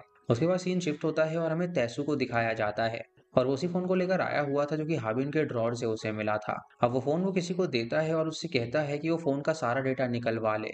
उस फोन को देने के बाद तैसू वहां से चला जाता है, लेकिन तभी उसके फोन पर कोई एक वीडियो भेजता है। तैसू जैसे ही वो वीडियो को ओपन करता है वो बहुत ज्यादा शॉक हो जाता है, क्योंकि ये वही वीडियो थी जो कि यंगमिन ने हाबिन को दिखाया था, जिसमें जीसू यानी हाबिन की माँ सुयून को दफना रही थी। तभी अचानक उसे हाबिन का कॉल आ जाता है और वो अपने पिता से पूछने लगती है कि क्या उनको ये बात पता थी। लेकिन तैसू उससे कहता है कि उसे इस बारे में कुछ भी नहीं पता था और अभी भी इस केस पर जांच चल रही है। उसके बाद हमें यंगमिन को दिखाया जाता है जो कि संगी के पास आया हुआ था और उसे बताता है कि वो वीडियो उसने हाबिन को दिखा दी है, लेकिन संगी उससे पूछने लगती है कि उसने ऐसा क्यों किया। ये सुन के यंगमिन उसे डांट देता है और उसे कहता है कि उसका पीछा एक बाइक वाला कर रहा था और तुम्हारे अलावा किसी को भी नहीं पता था कि वो जंगल में जा रहा है। संगी उसे मना कर देती है और उससे कहती है कि किसी को भी इस बारे में नहीं पता था। हमें अब जुनती जो टीचर है उसको दिखाया जाता है और वो अपने फोन में हाबिन और यंगमिन की जंगल वाली वीडियो देख रहा था। अब सुबह होती है और डेहंग यूजिन के साथ स्कूल में आया हुआ था, पर वो टीचर के बारे में पूछने लगते हैं, लेकिन वहां पर उन्हें पता चलता है कि उन्होंने छुट्टी ली हुई है और इससे उन दोनों को टीचर पे शक होने लगता है और वो उसके बारे में डिस्कस करने लगते हैं। उसके बाद सीन पास्ट में शिफ्ट हो जाता है और थोड़ी देर बाद हाबिन घर आती है और वो जीसू को कहती है कि मुझे पता है तुम क्या कर रही हो, तुम सुयून को ढूंढना बंद कर दो। हाबिन भी वहीं पर होती है और वो सारी बातें सुन लेती है और कहती है कि आप डरी हुई क्यों हो। क्या आपको भी लगता है कि अगर मैं सुयून को ढूंढ लूंगी तो उसका हाल भी मेरे भाई जैसा होगा? क्या आप भी डैड की तरह मुझ पर शक करने लगी हैं? ये सब सुनकर जीसू इमोशनल हो जाती है और कहती है कि ऐसा बिल्कुल नहीं है। तो हाबिन उसके पास आ जाती है और कहती है कि आप मेरे साथ ऑनेस्ट रहो और बताओ कि आपके दिमाग में ये सब क्यों आया। जीसू कुछ भी नहीं कह पाती और शांत हो जाती है। हाबिन उसे देखती है कि उसकी माँ अब शांत हो गई है, इसीलिए वो घर के अंदर आ जाती है और वो बहुत ज्यादा गुस्से में थी। वो अपने रूम में चली जाती है और सारी किताबें फाड़ने लगती है और ये सारी चीजें उसकी माँ बाहर खड़े होकर देख रही थी और वो ये देखकर बहुत ज्यादा डर गई थी। अगले दिन वो साइकोलॉजिस्ट के पास आती है जहाँ वो बताती है कि हाबिन ने कुत्ते को मार दिया है और वो कहती है कि जब उसे कुत्ता मिला था तो वो पहले से ही मर चुका था। उसके बाद हमें तैसू दिखाया जाता है जो कि प्रेजेंट में ये सारी रिपोर्ट को पढ़ रहा था और वो ये वीडियो को भी वापस देखने लग जाता है जिसमें जीसू सुयोन को दफना रही थी। तभी उसे वीडियो को देखते हुए एक शक होता है और पुलिस स्टेशन जाता है और वहां जाने के बाद पुलिस वाले से पूछता है कि उन्हें यंगमिन के बारे में कुछ पता लगाना है, कि क्या उन्हें यंगमिन के बारे में कुछ पता चला है। तो पुलिस वाला उसे मना कर देता है। उसके बाद हमें सांगी को दिखाया जाता है और उसे यंगमिन का फोन आ रहा था, लेकिन वो उसे रिसीव नहीं करती।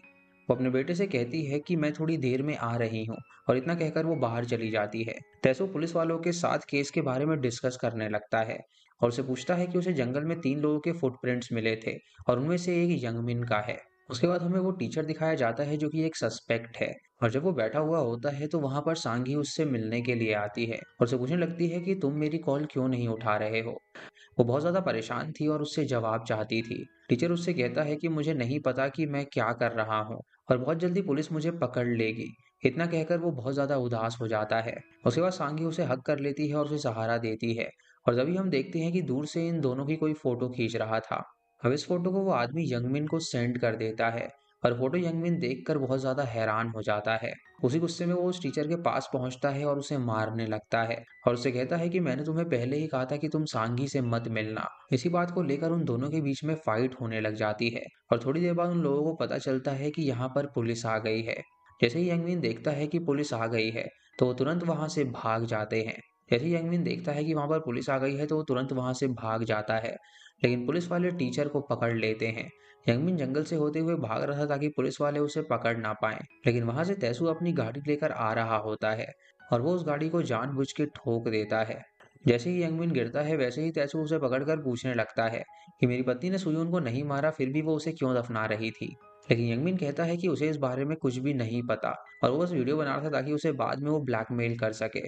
तैसू ये सुनकर कहता है कि तुम मेरी बेटी से मत मिलना और पुलिस के पकड़ में मत आ जाना, इतना कहकर वो वहां से चला जाता है। अगले सीन में टीचर से पूछताछ की जा रही थी और तभी तैसू वहां पर आ जाता है जो कि टीचर को मारने की कोशिश करने लगता है। लेकिन तभी पुलिस वहां पर तैसू को पकड़ लेती है और उसे शांत कराती है। लेकिन तभी पुलिस वाले तैसू को पकड़ लेते हैं और उसे शांत कराते हैं और सबूत ना होने के कारण वो लोग टीचर को छोड़ देते हैं। जब टीचर वहां से जा रहा होता है तो डायंग उससे पूछने लगता है। तो टीचर कहता है कि हाँ वो हाबिन को जानता है और वो और सुयून काफी अच्छे दोस्त हुआ करते थे। डाहंग कहता है कि पहले इस बारे में उसने उन्हें क्यों नहीं बताया और इसके जवाब में टीचर कहता है कि हाबिन की माँ की डेथ हो चुकी है और इसीलिए वो चाहता था कि वो इन सब चीजों में ना पड़े। टैसू घर पर आ जाता है और बची हुई रिकॉर्डिंग जो कि साइकोलॉजिस्ट ने उसे भेजी थी वो उसे सुनने लगता है और उसमें जीसू साइकाइट्रिस्ट से ये कह रही थी कि हाबिन दूसरे बच्चों की तरह नॉर्मल बिल्कुल नहीं है। उसके बाद सीन वापस पास्ट में शिफ्ट होता है जहां हम देखते हैं कि छोटी हाबिन और उसकी माँ एक थिएटर में थे और हाबिन के चेहरे पर कोई भी एक्सप्रेशन नहीं होता। उस थिएटर में सभी बच्चे हंस रहे थे लेकिन हाबिन बिल्कुल भी नहीं हंस रही थी और उसकी माँ उससे कहती है कि वो चाहती है कि वो बाकी बच्चों की तरह हंसे, लेकिन हाबिन इस बात को इग्नोर कर देती है। ये सारी बातें हाबिन के बचपन की थी जो कि जीसू साइकाइट्रिस्ट को बता रही थी। ये सुन के साइकाइट्रिस्ट उसे सलाह देती है कि तुम इन सब चीजों के बारे में अपने हस्बैंड से बात करो, लेकिन वो ऐसा करने से इनकार कर देती है। वो कहती है कि अगर उसने अपने हस्बैंड को इस बारे में बताया तो उसकी बेटी पर उसे डाउट हो जाएगा और वैसे ही वो हाबिन को उनके छोटे बेटे का कातिल समझता है, इसीलिए मैंने उन्हें डिवोर्स दे दिया है। और तैसू जब ये सब सुनता है तो वो प्रेजेंट में बहुत ज्यादा रो रहा होता है। उसके बाद हम देखते हैं कि हाबिन फिर से उसी जगह पर आई हुई थी जहाँ बचपन में उसने और उसकी माँ ने खाना खाया था। इधर तैसू रिग्रेट करने लगता है कि आज तक उसने अपनी बेटी पे कभी भरोसा नहीं किया, इसीलिए वो उसे फोन करता है और घर आने के लिए कहता है। जब हाबिन घर आ जाती है तो वो उससे कहता है कि आज के बाद मैं तुम्हारी बात पर यकीन करूंगा, तो प्लीज तुम मुझे बताओ कि वहां पर क्या हुआ था। लेकिन हाबिन उससे कहती है कि मैं आपको कुछ भी नहीं बता सकती और ये सुनकर तैसू काफी ज्यादा इमोशनल हो जाता है और उसे कहता है कि आज तक तुमने और तुम्हारी माँ ने मुझसे कोई भी बात शेयर नहीं की है। हाबिन कहती है कि उसे उन पर बिल्कुल भी भरोसा नहीं है। जिस दिन माँ की मौत हुई थी तब आप उससे मिले थे और आपको क्या लगता है कि ये बात छुप सकती है। तभी तैसू को फ्लैशबैक आता है कि जिस दिन हाबिन की माँ की डेथ हुई थी उस दिन तैसू उसके पास ही था और उसे कह रहा था कि क्या तुम मरना चाहती हो। तो यीशु कहती है कि हाँ मैं अब और बर्दाश्त नहीं कर सकती और ये सुन के तैसू गुस्सा हो जाता है और उससे कहता है कि तो फिर तुम मर क्यों नहीं जाती। और इसी के साथ ये फिफ्थ एपिसोड खत्म हो जाता है।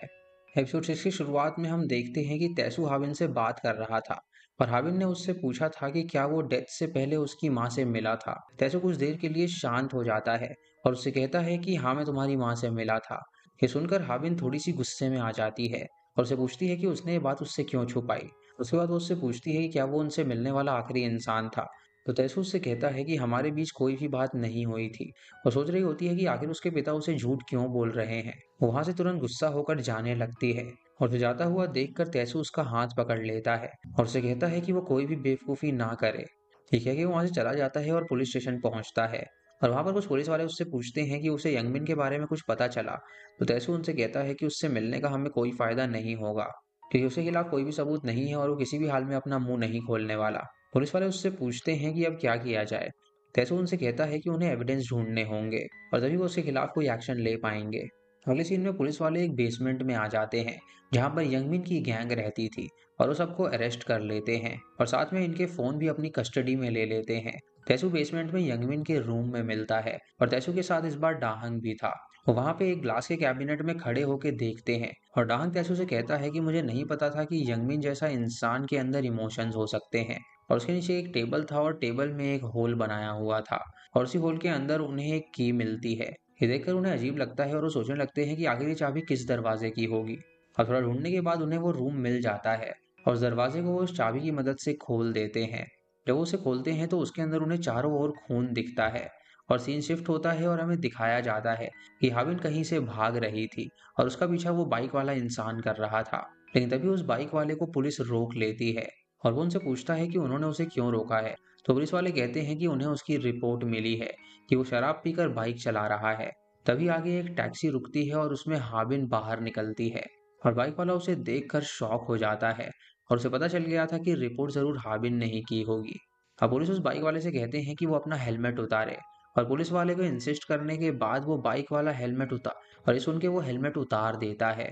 हाविन उसके पास आती है और उसका चेहरा देखती है, इसीलिए वो उससे कहती है कि तुम कौन हो और तुम मुझे कैसे जानते हो और जंगल में तुमने मेरी हेल्प क्यों की थी। बाइक वाला उसकी तरफ देखता है और उससे कहता है कि मैं मिने का पिता हूँ।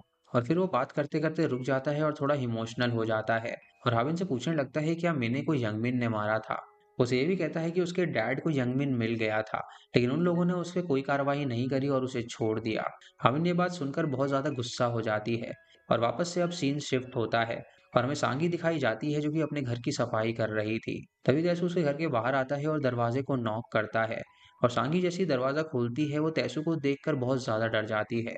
अब तैसू घर के अंदर आ जाता है और वहां पर टेबल पे रखा हुआ खाना नोटिस करता है और सांगी से पूछता है कि ये खाना वो उसने बेसमेंट में भी देखा था, तो क्या तुम वहां पर जाया करती हो। सांगी उसे हाँ कहती है और बताती है कि मैं कभी कभी वहां पर बच्चों की हेल्प करने के लिए जाती हूँ। तैसू उससे पूछने लगता है कि क्या तुम यंगमिन से मिली हुई हो, लेकिन वो उसे मना कर देती है। अगले सीन में हम यंगमिन को देखते हैं जो कन्वीनियंस स्टोर से कुछ खरीद रहा था और जैसे ही वो स्टोर से बाहर आता है उसके सामने वो बाइक वाला दिखाई देता है। यंगमिन को पता नहीं था कि वो बाइक वाला वही है जो जंगल में उसके पीछे पड़ गया था, क्योंकि उसने अभी हेलमेट पहना था और वो उसे बिल्कुल भी नहीं पहचान पाता। वो बाइक वाला उसके पास आता है और उसे पकड़ लेता है और उसे बताने लगता है कि तुम्हारे घर पर पुलिस आ चुकी है और उन्होंने तुम्हारे गैंग के सभी मेंबर्स को पकड़ लिया है और तुम्हारे पास अभी भी टाइम है, तो तुम बता दो कि तुमने मिने को क्यों मारा था। ये सुन के यंगमिन डर जाता है और उससे कहता है कि उसने उसे नहीं मारा है, बल्कि मिने को हाबिन ने मारा था। तभी हम हाबिन को देखते हैं जो कि तैसू को कॉल कर रही थी, लेकिन वो कार ड्राइव कर रहा होता है जिसकी वजह से वो उसका कॉल नहीं उठाता। वहीं पुलिस स्टेशन में एक ऑफिसर आता है जो कि तैसू से मिलने के लिए आया था, लेकिन तैसू वहां पर अवेलेबल नहीं था, इसीलिए वो वहां से चला जाता है।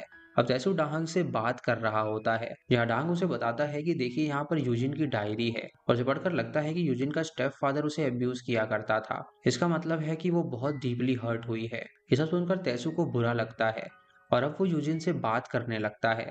वो उससे पूछता है कि क्या यंगमिन और संगी मिले हुए हैं। यूजिन काफी डरी हुई थी, लेकिन फिर भी वो उसे हाँ कर देती है।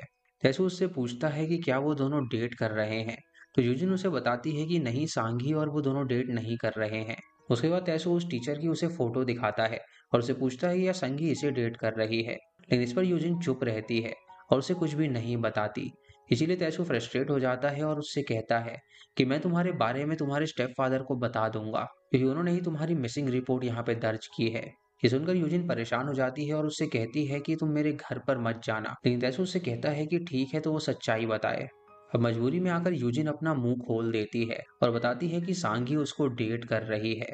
डिहोंग ये सब बाहर से देख रहा था और बाद में वो तैसू से पूछता है कि आपने ऐसा क्यों किया, आपने यूरिन का इस्तेमाल क्यों किया जबकि आपको पता था कि वो पहले से ही हर्ट है। मुझे ये बात बिल्कुल नहीं पता थी कि आप इतने बुरे इंसान हैं। दरअसल डांग को ये सब बुरा लग रहा था। तैसू उससे कहता है कि तुम मेरे बारे में अभी कुछ भी नहीं जानते हो और इतना कह के वो वहां से चला जाता है। अगले सीन में हम सांघी को देखते हैं और उसके बाद यंगमिन का फोन आ रहा था, लेकिन वो उसे रिसीव नहीं करती। तभी यंगमिन आ जाता है और वो बहुत ही ज्यादा गुस्से में था और उसे पूछने लगता है कि तुमने मेरे फोन का जवाब क्यों नहीं दिया। उसके बाद हमें यूजिन को दिखाया जाता है जो कि एक लड़की से टीचर का फोटो दिखाकर पूछ रही थी कि क्या तुमने उसे कहीं देखा है। तभी वहां पर डाहंग आ जाता है और तुरंत उस लड़के को वहां से जाने के लिए कहता है और इसी बात से गुस्सा होकर यूजिन उससे पूछती है कि उसने ऐसा क्यों किया। डाहंग उसके लिए पहले से ही ज्यादा इमोशनल था और वो उससे कहता है कि हम पुलिस वालों के पास भी दिल होता है और ऐसे ही किसी की परमिशन के बिना उन पर फोर्स नहीं कर सकते। हमें एक अच्छा इंसान और एक अच्छा पुलिस वाला बनना चाहिए। ये सुनकर यूजिन उससे चिढ़ जाती है और उसे कहती है कि नहीं, मैं तो बुरी पुलिस वाली बनूंगी। और इसी बीच उन दोनों की बहस होने लगती है। वहीं पर हम वापस से यंगमिन को देखते हैं जो कि सांगी से बात कर रहा था और वो उससे पूछता है कि जुनताई कहाँ पर है। सांगी उसे गुस्से में देखकर डर जाती है और उसे कहती है कि मुझे नहीं पता। ये देखकर यंगमिन जुनताई को फोन करता है और उससे कहता है कि मेरे पास सांगी है, इसलिए तुम यहाँ पर जल्दी से आ जाओ। जंगताई वहां पर पुलिस स्टेशन में होता है, इसीलिए वो कुछ भी नहीं कहता और फोन को रख देता है। तभी उसके पास तैसू आ जाता है, लेकिन जुनताई उसे बताता है कि मुझे आज कुछ जरूरी काम है और इतना कहकर वो वहां से चला जाता है। अगले सीन में यूजिन एक ऑफिसर से डायंग के बारे में बात कर रही थी और ऑफिसर उसे बताता है कि डायंग का एक भाई था जो कि शोषण के केस में सस्पेक्ट हुआ था और डायंग उसी केस पर काम कर रहा था और वो अपने भाई को बचाने की पूरी कोशिश कर रहा था। ये र्यूमर हर जगह फैल गया और उसके भाई का डिवोर्स हो गया, जिसकी वजह से वो डिप्रेशन में आ गया था और उसने खुद को जान से मार डाला था। उसके बाद उन्हें रियल कल्प्रिट मिल गया था और उसके खिलाफ एफआईआर भी हुई थी। और बाद में ये साबित हो गया था कि डाहंग का भाई बिल्कुल इनोसेंट था। ये सब सुनकर यूजिन को उसके लिए बहुत ज्यादा बुरा लगता है। अब हमें दिखाया जाता है कि जुंगताई यंगमिन की कॉल से परेशान होकर सांगी के पास आ जाता है और वहां पर यंगमिन पहले से ही मौजूद था। वो जनताई को कहने लगता है कि तुम्हारी वजह से सबको लगता है कि मैं किलर हूँ, लेकिन मैं तुम्हारे बारे में सबको बता दूंगा। ये सब सुनकर जनताई उससे कहता है कि तुम्हारी बातों पर कोई भी बिलीव नहीं करेगा। उसकी बातों को सुनकर यंगमिन को बहुत ज्यादा गुस्सा आ जाता है और वो उसे तुरंत वहीं पे मारने लगता है, लेकिन सांगी बीच में आकर उसे रोक देती है और उसके सामने आकर उससे गिड़गिड़ाने लगती है। और ये सब चीजें वो बाइक वाला दूर से देख रहा था। तभी तेसू के पास हाबिन का मैसेज आ जाता है और उसमें लिखा था कि मुझे पता है कि आपने यंगमिन को रिहा कर दिया है। ये सब पढ़ के तेसू को लगता है कि उसे इस बारे में हाबिन से अच्छी तरह बात करनी चाहिए। इसीलिए वो उसे फोन करता है और उससे कहता है कि मैं तुम्हें सारी बात बताऊंगा, और उससे पूछता है कि वो कहाँ पर है। और इसके बाद हमें पास्ट का एक सीन दिखाया जाता है और उसमें हम देखते हैं कि तेसू घर पर आया हुआ है। जैसे ही वो अंदर आता है वैसे ही घर के अंदर एक अजीब सी बदबू आने लगती है, जिसकी वजह से उसे अजीब लगता है और वो थोड़ा और अंदर जाता है और उसे वहां पर छोटी हाबिन बेहोश पड़ी हुई मिलती है और उसके साइड में एक टेबल पर एक खाली ग्लास पड़ा हुआ था। वो हाबिन को उठाने की कोशिश करता है पर वो नहीं उठती और डर के मारे वो जीसू यानी हाबिन की माँ को ढूंढने लगता है और देखता है कि वो जमीन पर सोफे के पास बैठी हुई है। वो उसके पास जाकर उससे पूछता है कि आखिर यहाँ पर क्या हुआ है, तो वो कहती है कि उसे लगता है कि हाबिन ने अपने छोटे भाई को मारा था, इसीलिए अब मैं उसे मारना चाहती हूँ। ये सब सुनकर तैसू बहुत ज्यादा फ्रस्ट्रेट हो जाता है और यीशु से कहता है कि अगर तुम मरना चाहती हो तो अकेले मरो, क्योंकि तुम्हें ये पता है कि तुम्हारे मरने के बाद हाबिन मुझ पर कभी भी बिलीव नहीं करेगी और मैं उसके लिए अजनबी बन जाऊंगा। क्या तुम चाहती हो कि ऐसा हो कि हमारी बेटी की जिंदगी खराब हो जाए? अब ये सब सुनकर जीशु चुप हो जाती है और वो कुछ भी नहीं कहती। और थोड़ी देर बाद वो तैसू को कहती है कि आज जो भी हम दोनों के बीच हुआ वो हाबिन को इस बारे में मत बताए। उसके बाद सीन प्रेजेंट में आता है और तैसू घर आता है और हाबिन से बात करने लगता है। वो उससे पूछती है कि आखिर वहां पर क्या हुआ था, तो तैसू उससे जानबूझकर झूठ बोलता है कि तुम्हारी माँ ने सुयून को मार दिया था और ये सब कुछ यंगमिन ने देख लिया था, इसीलिए मैंने उसे जाने दिया, क्योंकि अगर वो पुलिस के हाथ लगता तो उसकी माँ फंस सकती थी। अब ये सुनकर हाबिन पूरी तरह शॉक हो जाती है और वो उससे बोलती है कि ये सच नहीं हो सकता, क्योंकि उसकी माँ बहुत ही शरीफ थी जो कि किसी को नहीं मार सकती।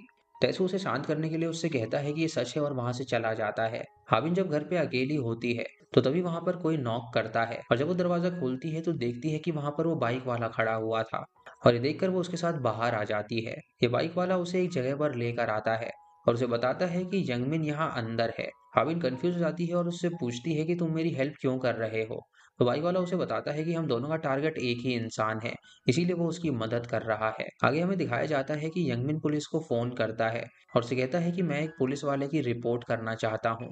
उनको फोन करने के बाद वो तुरंत ही वहां से तैसू को फोन करता है और उसे अपना एड्रेस बता देता है और उसे कहता है कि वो उससे मिलने के लिए आए। कॉल रखने के बाद यंगमिन बाहर आ जाता है और तभी मौका देखकर हाबिन उसे पकड़ लेती है और उसे बांधकर वो उससे पूछती है कि वो उसे सच बताए कि क्या उसकी माँ ने ही सुयून को मारा था। यंगमिन बहुत ही कोशिश करता है खुद को छुड़ाने की, लेकिन हार मानकर वो उसे बताता है कि नहीं, तुम्हारी माँ ने उसे नहीं मारा था, वो सिर्फ उसे दफना रही थी, क्योंकि तुम्हारी माँ को ऐसा लग रहा था कि तुमने सुयून को मारा है। जैसे ही वो चली जाती है यंगमिन तैसू को फोन करता है और उसे बताता है कि हाबिन यहाँ पर आई थी और मुझे मारने की कोशिश कर रही थी, इसीलिए मुझे उसे सच बताना पड़ा। हाबिन जब अकेले रोड से जा रही होती है तो वो एक जगह पे जाकर रुक जाती है और बाइक वाला दूर से उसे देख रहा था। तभी वहां पर जनताए आ जाता है।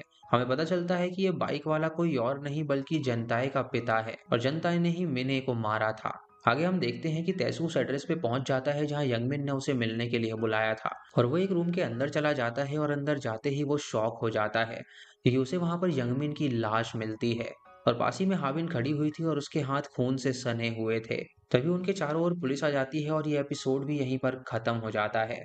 एपिसोड 7 की शुरुआत में हम हाबिन को देखते हैं जो कि तैसू के साथ होती है और उन दोनों को पता चलता है कि वहां पर पुलिस आई हुई है, क्योंकि यंगमिन ने उन्हें मरने से पहले इन्फॉर्म कर दिया था। लेकिन तैसू हाबिन को लेकर वहां से चुपके से निकल जाता है। उनके निकल जाने के बाद पुलिस वहां पर अंदर आ जाती है और वहां पर उन्हें यंगमिन की डेड बॉडी मिलती है। उसके बाद तैसू और हाबिन भागकर गाड़ी में आकर बैठ जाते हैं और तभी तैसू हाबिन से पूछने लगता है कि वहां पर क्या हुआ था। उसे ये भी पूछता है कि क्या वहां पर कोई और भी था, लेकिन हाबिन कहती है कि आप ये सब क्यों पूछ रहे हैं, सीधा ये कह दीजिए कि आप मुझ पर इल्जाम लगा रहे हैं कि मैंने उसे मारा है। इतना कहकर हाबिन चुप हो जाती है और वहां पर रुकना उनके लिए बिल्कुल भी सेफ नहीं था, इसीलिए वो लोग वहां से भागकर घर आ जाते हैं। घर आने के बाद हाबिन अपने खून से भरे हुए हाथों को धोने लगती है और उसके बाद हमें क्राइम सीन दिखाया जाता है और हम देखते हैं कि वहां पर हाबिन का नेकलेस छूट गया था। हाबिन जब हाथ धो रही होती है तो तैसू उससे पूछता है कि तुम वहां पर क्या करने के लिए गई थी, तो बताती है कि वो वहां पर यंगमिन से मिलने गई थी ताकि वो जान सके कि सुयून को असल में किसने मारा था। ये सुनकर तैसू शॉक हो जाता है और वो सोचने लगता है कि हाबिन को ये बात कैसे पता चली। हाबिन कहती है कि मुझे पता है कि माँ को लगता था कि मैंने ही सुयून को मारा है, इसीलिए उन्होंने उसकी बॉडी को दफनाया था और बाद में गिल्ट की वजह से उन्होंने आत्महत्या कर ली थी। अभी सुन के तैसू हैरान हो जाता है और उससे कुछ भी नहीं कहता।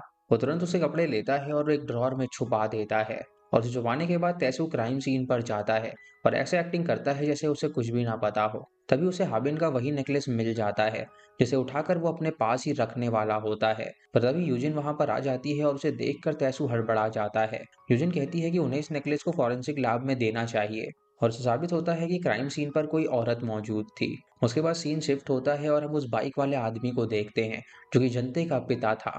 वो अपने जख्मों पर पट्टियां बांध रहा था और ये देखकर जनते उससे पूछता है कि आपको ये चोट कैसे लगी, लेकिन उसका पिता उसे कुछ भी नहीं बताता। उसे कहता है कि हाबिन ने यंगमिन को मार दिया है। इधर हाबिन ऑर्फनेज में फोन करती है क्योंकि उसे मिने के बारे में जानना था। वहां उसे पता चलता है कि उसकी फैमिली की डेथ पहले ही हो चुकी थी। इसका मतलब ये था कि वो बाइक वाला झूठ बोल रहा था कि वो मिने का पिता है। अब सीन शिफ्ट होता है और हम तैसू को देखते हैं जो कि अपनी टीम के साथ काम कर रहा था और वहां उसे पता चलता है कि जुनताई पहले से ही हाबिन को जानता है। ये बात पता चलते ही वो जुनताई के पास आ जाता है और उससे पूछने लगता है कि आखिर तुम बार बार यूमिन से क्यों मिलने गए थे। लेकिन ये सब सुन के जुनताई चुप हो जाता है और थोड़ी देर बाद बताता है कि उसने यूमिन को नहीं मारा है। उसके बाद तैसू उससे पूछता है कि क्या तुम मिने को पहले से ही जानते थे, तो जुनताई उसे कोई भी जवाब नहीं देता और कहता है कि मुझे कुछ याद नहीं आ रहा।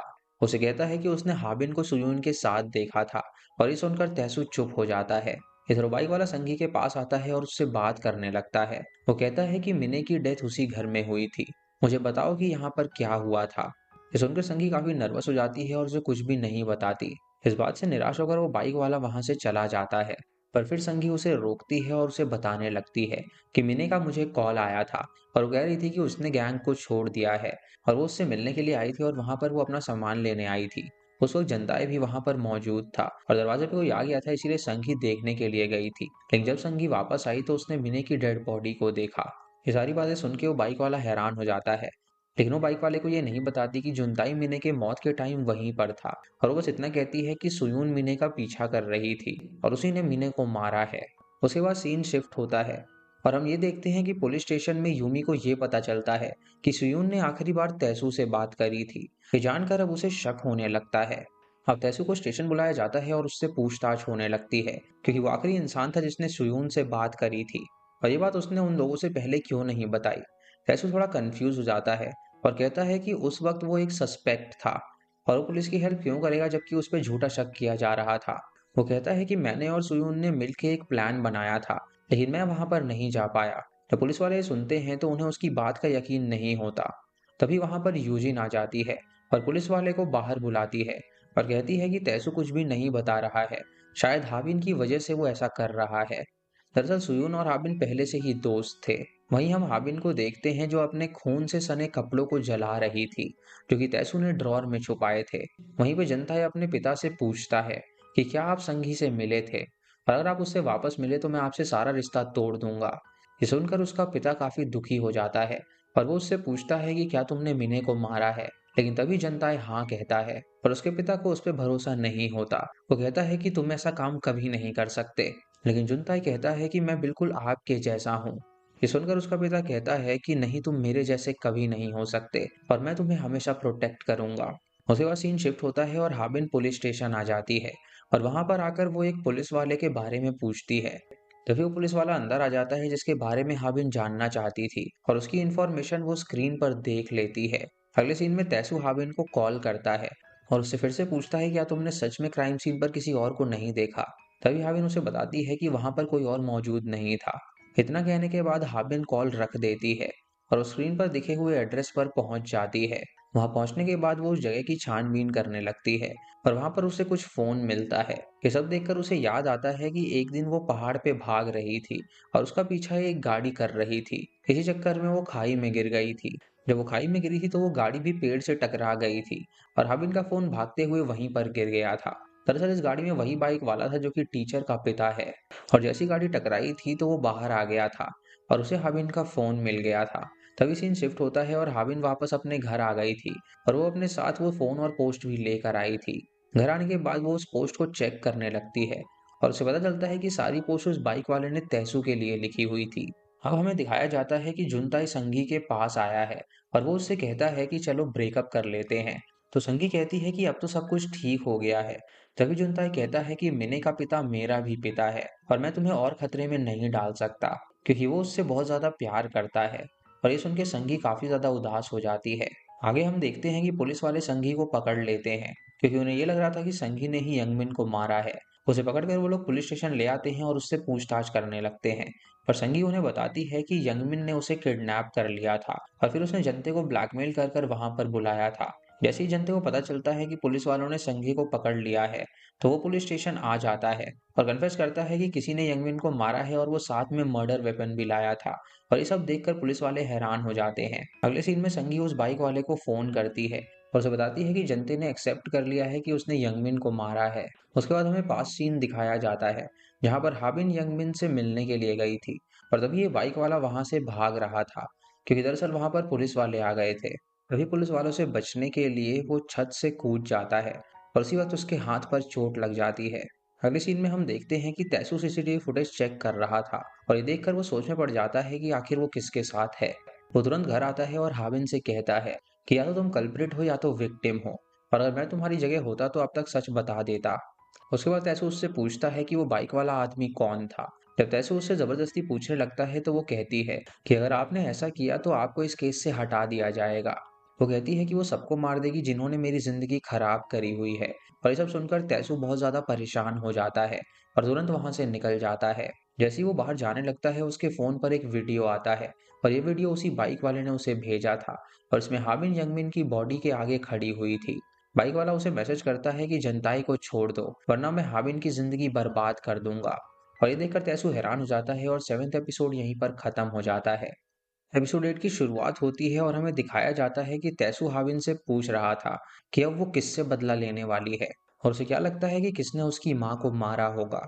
हाविन कहती है कि उन लोगों ने सुयून को मार दिया और मेरी माँ को भी ऐसा विश्वास दिलाया कि मैंने सुयून को मारा है, और उन्होंने माँ को ब्लैकमेल किया और उनसे पैसे लिए। इतना कहकर हाबिन चुप हो जाती है। तैसू उससे कहता है कि क्या तुम्हें सच में ऐसा लगता है कि अगर तुम्हारी माँ को तुम पर डाउट ना होता तो वो आज जिंदा होती। उसके बाद तैसू उसे समझाने की कोशिश करता है और उसे कहता है कि तुम्हें सच्चाई से भागना नहीं चाहिए और उसका सामना करना चाहिए। इधर यूजिन और डाहंग जनताई से पूछताछ कर रहे होते हैं कि यंगमिन की डेथ कैसे हुई थी। जनताई कुछ देर चुप रहता है और उनसे कहता है कि मुझे कुछ याद नहीं आ रहा है, लेकिन यूजिन उससे पूछती है कि क्या तुम्हारे अलावा वहां पर कोई और भी था। इधर तैसू ये सवाल सुनकर थोड़ा सा डर जाता है और उसे लगता है कि जनताई शायद हाबिन का नाम लेगा, लेकिन जनताई कहता है कि नहीं, मैं वहां पर अकेले था। और ये सुनकर तैसू को समझ में नहीं आता कि आखिर जनताई झूठ क्यों बोल रहा है। उसके बाद हमें दिखाया जाता है कि तैसू के पास कुछ फोटो सेंड हुए हैं जिसमें हाबिन यंगमिन के लाश के आगे खड़ी हुई है। और तभी तैसू को उस बाइक वाले का फोन आ जाता है और उससे कहता है कि अगर तुमने जनता को जाने नहीं दिया तो मैं हाबिन को फंसा दूंगा। उसे ये भी कहता है कि वो उसे सिर्फ एक दिन का टाइम दे रहा है और तैसू ये सुनकर बहुत ज्यादा परेशान हो जाता है। अब आगे हम देखते हैं कि यूजिन जनताई को एक फोटो दिखा रहा था जिसमें वो बाइक वाला और हाबिन मौजूद थे और वो उनसे पूछता है कि क्या ये दोनों क्राइम सीन पर थे, लेकिन जनताई उनकी फोटो देखकर मना कर देता है। आगे हम देखते हैं कि संगी अपने बेटे की चिंता कर रही थी और ये देखकर डाहंग को बहुत ज्यादा बुरा लगता है और वो उसे फोन करने की परमिशन दे देता है और वो अपने बेटे को फोन कर लेती है और कहती है कि तुम्हें जो भी संभाल रहे हैं उनकी बात मानना। इतना कहकर वो फोन रख देती है। तब तक हाबिन पुलिस स्टेशन आ जाती है और उसे यूजिन देख लेती है और हाबिन उससे कहती है कि मैं यहाँ पे अपने डैड से मिलने के लिए आई हूँ। तभी वहां तहसू आ जाता है और ये सब देखकर यूजिन उन दोनों को अकेला छोड़ देती है। अब तहसू हाबिन से पूछने लगता है कि वो जो बाइक पे तुम्हारे साथ था वो कौन था, क्योंकि पुलिस वाले उस आदमी की फोटो को लेकर पूछताछ कर रहे हैं। हाबिन उसे कुछ भी नहीं बताती, इसीलिए तहसू उससे कहता है कि अगर वो बाइक वाला मिल जाएगा तो तुम फंस सकती हो। इसीलिए भलाई इसी में है कि वो उसे बता दे कि आखिर वो है कौन। लेकिन हाबिन उसकी एक नहीं सुनती और उसे कुछ बताने को तैयार ही नहीं होती, इसीलिए वो तुरंत बाहर चली जाती है। तभी वो देखती है कि यूजिन उसका इंतजार कर रही है और वो उससे पूछती है कि क्या वो उससे बात कर सकती है। ये सुनकर हाबिन थोड़ी सी डर जाती है, लेकिन फिर भी वो उसे हाँ कह देती है। अभी दोनों पास के कैफे में चले जाते हैं बातें करने के लिए। जुजिन उससे पूछताछ करने लगती है, लेकिन हाबिन उसे कोई भी सही जवाब नहीं देती और उसके सामने ऐसा प्रिटेंड करती है कि उसे कुछ भी नहीं पता है। उसके बाद वो बहाना लगाती है और उससे कहती है कि उसके स्कूल का टाइम हो गया है, इसीलिए उसे यहाँ से जाना पड़ेगा। ये कहकर वो तुरंत वहां से बाहर निकल जाती है, लेकिन तभी उसे चक्कर आने लगते हैं और वो बेहोश हो जाती है। उसके बाद हम देखते हैं कि पुलिस को बाइक वाले के बारे में पता चल गया था और उन्हें ये भी पता चल गया था कि वो बाइक वाला जनते का रिलेटिव है। तैसू अब जनते के सामने संगी को लेकर आता है और जैसे ही वो संगी को देखता है तभी उसे वो सीन याद आ जाता है जहाँ पर संगी यंगमिन की डेड बॉडी के पास से भाग रही थी। ये सब देखने के बाद हमें पता चलता है कि जनते संगी को प्रोटेक्ट कर रहा था। वो उससे कहता है कि संगी को वो छोड़ दे क्योंकि यंगमिन को उसने मारा है। आगे हम देखते हैं कि वो बाइक वाला आदमी जंगल में होता है जो कि एक बॉडी को निकाल रहा था और बॉडी किसी और की नहीं बल्कि वो मिने की बॉडी थी। पुलिस वाले उस वक्त उसी जंगल में आ रहे थे और तभी अचानक तैसू को कॉल आ जाता है और उसे पता चलता है कि हाबिन बेहोश होकर गिर गई है। हाबिन अभी हॉस्पिटल में थी और वो वहां पर बिल पे कर रही थी, लेकिन रिसेप्शनिस्ट उससे कहती है कि तुम्हारे डैड ने यहाँ का बिल पे कर दिया है। उसके बाद हमें वापस से जंगल का सीन दिखाया जाता है जहाँ जनते पुलिस वालों को लेकर मिने की बॉडी के पास आता है, लेकिन उन्हें वहां आते ही ये दिखता है कि वहां से बॉडी गायब हो चुकी है। ये सब देखकर जनते पुलिस वालों से कहता है कि मुझे अच्छे से याद है कि उसने बॉडी को यहीं दफनाया था और बॉडी कहाँ पर चली गई उसे कुछ भी नहीं पता। जनते का पिता उस बॉडी को बांध कर एक तालाब में फेंकने के लिए जा रहा होता है और तभी एक आदमी उसे देख लेता है और डर के वहां से भाग जाता है। आगे हमें दिखाया जाता है कि हाबिन अब घर आ गई है और तैसू उसे एक पेन ड्राइव देता है और कहता है कि मुझे पता चल गया है कि तुम्हारी माँ की मौत कैसे हुई थी। उसके बाद हाबिन पेन ड्राइव लेती है और उसे देखने लगती है और दोस्तों वही पेन ड्राइव थी जो साइकोलॉजिस्ट ने तैसू को दी थी, लेकिन हाबिन उसे पूरी तरह से सुन नहीं पाती। उसकी हिम्मत टूट जाती है और वो इमोशनल हो जाती है। आगे हमें पुलिस स्टेशन का सीन दिखाया जाता है और वहां पर एक पुलिस वाले का फोन आता है जो कि उस बाइक वाले के बारे में पता करने गया था और वो कहता है कि वो बाइक वाला जनते का डैड है। तभी हम देखते हैं कि तैसू और पुलिस वाले एक फोटो देख रहे थे जो कि उनके पास किसी ने भेजी थी। ये देखकर तैसू पहचान जाता है कि वो फोटो किसकी है और वही फोटो थी जो कि बाइक वाले ने उसे सुबह भेजी थी। ये सब देखकर वो काफी ज्यादा परेशान हो जाता है और वो बाहर आता है और तभी उसके पास वो बाइक वाले का फोन आता है जो कि उससे कहता है कि वो अभी उसे टाइम दे रहा है कि वो उसके बेटे को छोड़ दे। और ये सुनकर तैसू उससे कहता है कि तुम्हें जो करना है तुम कर लो, मैं तुम्हारे बेटे को हरगिज नहीं छोड़ने वाला, क्योंकि उसने अपना क्राइम कन्फेस किया है कि उसने यंगमिन को मारा है। उसके बाद हम आगे देखते हैं कि पुलिस वालों को मिने की बॉडी मिल गई है और इधर तैसू जनते से पूछताछ करने लगता है और वो उससे पूछता है कि तुमने मिने को कैसे मारा था। तो जनते कहता है कि मैंने उसका गला घोटा था। तभी तैसू कहता है कि हमारे पास अभी फॉरेंसिक रिपोर्ट आई है और उसके मुताबिक डेथ गला घोटने से नहीं हुई थी, लेकिन जनते उसकी बात को नहीं मानता। जब उससे पूछा जाता है कि उसने उसे क्यों मारा था, तो उसे कहता है कि वो बस उसके मजे लेना चाहता था। उसके बाद तैसू घर पे आ जाता है और वो देखता है कि हाबिन ने सारी रिकॉर्डिंग सुन ली है और वो उससे पूछती है कि आपने ये सब पहले क्यों नहीं बताया। तैसू कहता है कि मुझे उस वक्त तुम्हें ये देना सही नहीं लगा था और इतना कहकर वो शांत हो जाता है। हाबिन अपने स्कूल जाने के लिए तैयार हो जाती है और तैसू तुरंत उसे स्कूल छोड़ देता है। आगे हम देखते हैं कि पुलिस वालों को पता चलता है कि जो नेकलेस उन्हें क्राइम सीन पर मिला था जो कि पहले ही मर चुकी है, लेकिन उन्हें ये बात भी पता चल जाती है कि जीसू कोई और नहीं बल्कि तैसू की वाइफ थी। आगे हम देखते हैं कि तैसू जनते से बात कर रहा था और उसे बताता है कि जो घर सांगी चलाती है वहां पर ऑलरेडी 4 लोगों की डेथ हो चुकी है। एक तो सुयून, मिने, यंगमिन और इन सबके साथ संगी का हस्बैंड भी, और उसके हस्बैंड की डेथ के बाद उसकी सारी प्रॉपर्टी संघी को मिल गई थी।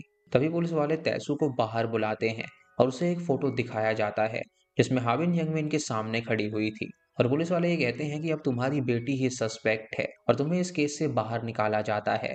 इसी के साथ 8th एपिसोड भी खत्म हो जाता है। एपिसोड 9 की शुरुआत में हम तैसू को देखते हैं जो कि जनते से पूछताछ कर रहा होता है। वो उससे पूछता है कि आखिर उसने मिने को कैसे मारा था, लेकिन हमें पिछले एपिसोड में दिखाया गया था और उसे कहते हैं कि तुम्हारी बेटी सस्पेक्ट है, इसीलिए इस केस से तुम्हें हटा दिया जाता है। तैसू अपनी बेटी को डिफेंड करने लगता है और कहता है कि हाबिन ने किसी को नहीं मारा बल्कि ये किसी और का ही काम है। आगे हम संगी को देखते हैं जो कि अपने बेटे से बात कर रही थी और वो उससे कह रही थी कि तुम्हारी इसमें कोई गलती नहीं है, अगर पुलिस वाले तुमसे कुछ पूछें तो उन्हें कुछ मत बताना। तभी एक पुलिस वाले को उस बाइक वाले पर शक होता है और उसकी फोटो लेकर वो तैसू से पूछता है कि क्या ये तुम्हें ब्लैकमेल कर रहा था। ये सुन के तैसू तुरंत हाँ कर देता है। कुछ देर बाद उसी पुलिस वाले को बाइक वाले का फोन आता है और वो कहने लगता है कि हाबिन ने ही यंगमिन और मिने को मारा है, लेकिन वो पुलिस वाला उस पर बिलीव नहीं करता और कहता है कि जनते ने अपना गुनाह कबूल कर लिया है। लेकिन तभी वो बाइक वाले से कहने लगता है कि ये गलत है, मेरा बेटा खूनी नहीं हो सकता। आगे हम देखते हैं कि तैसू हाबिन से पूछताछ कर रहा था कि वो खून वाले कपड़े कहाँ पर हैं, लेकिन वो कहती है कि उस कपड़े को उसने जला दिया है।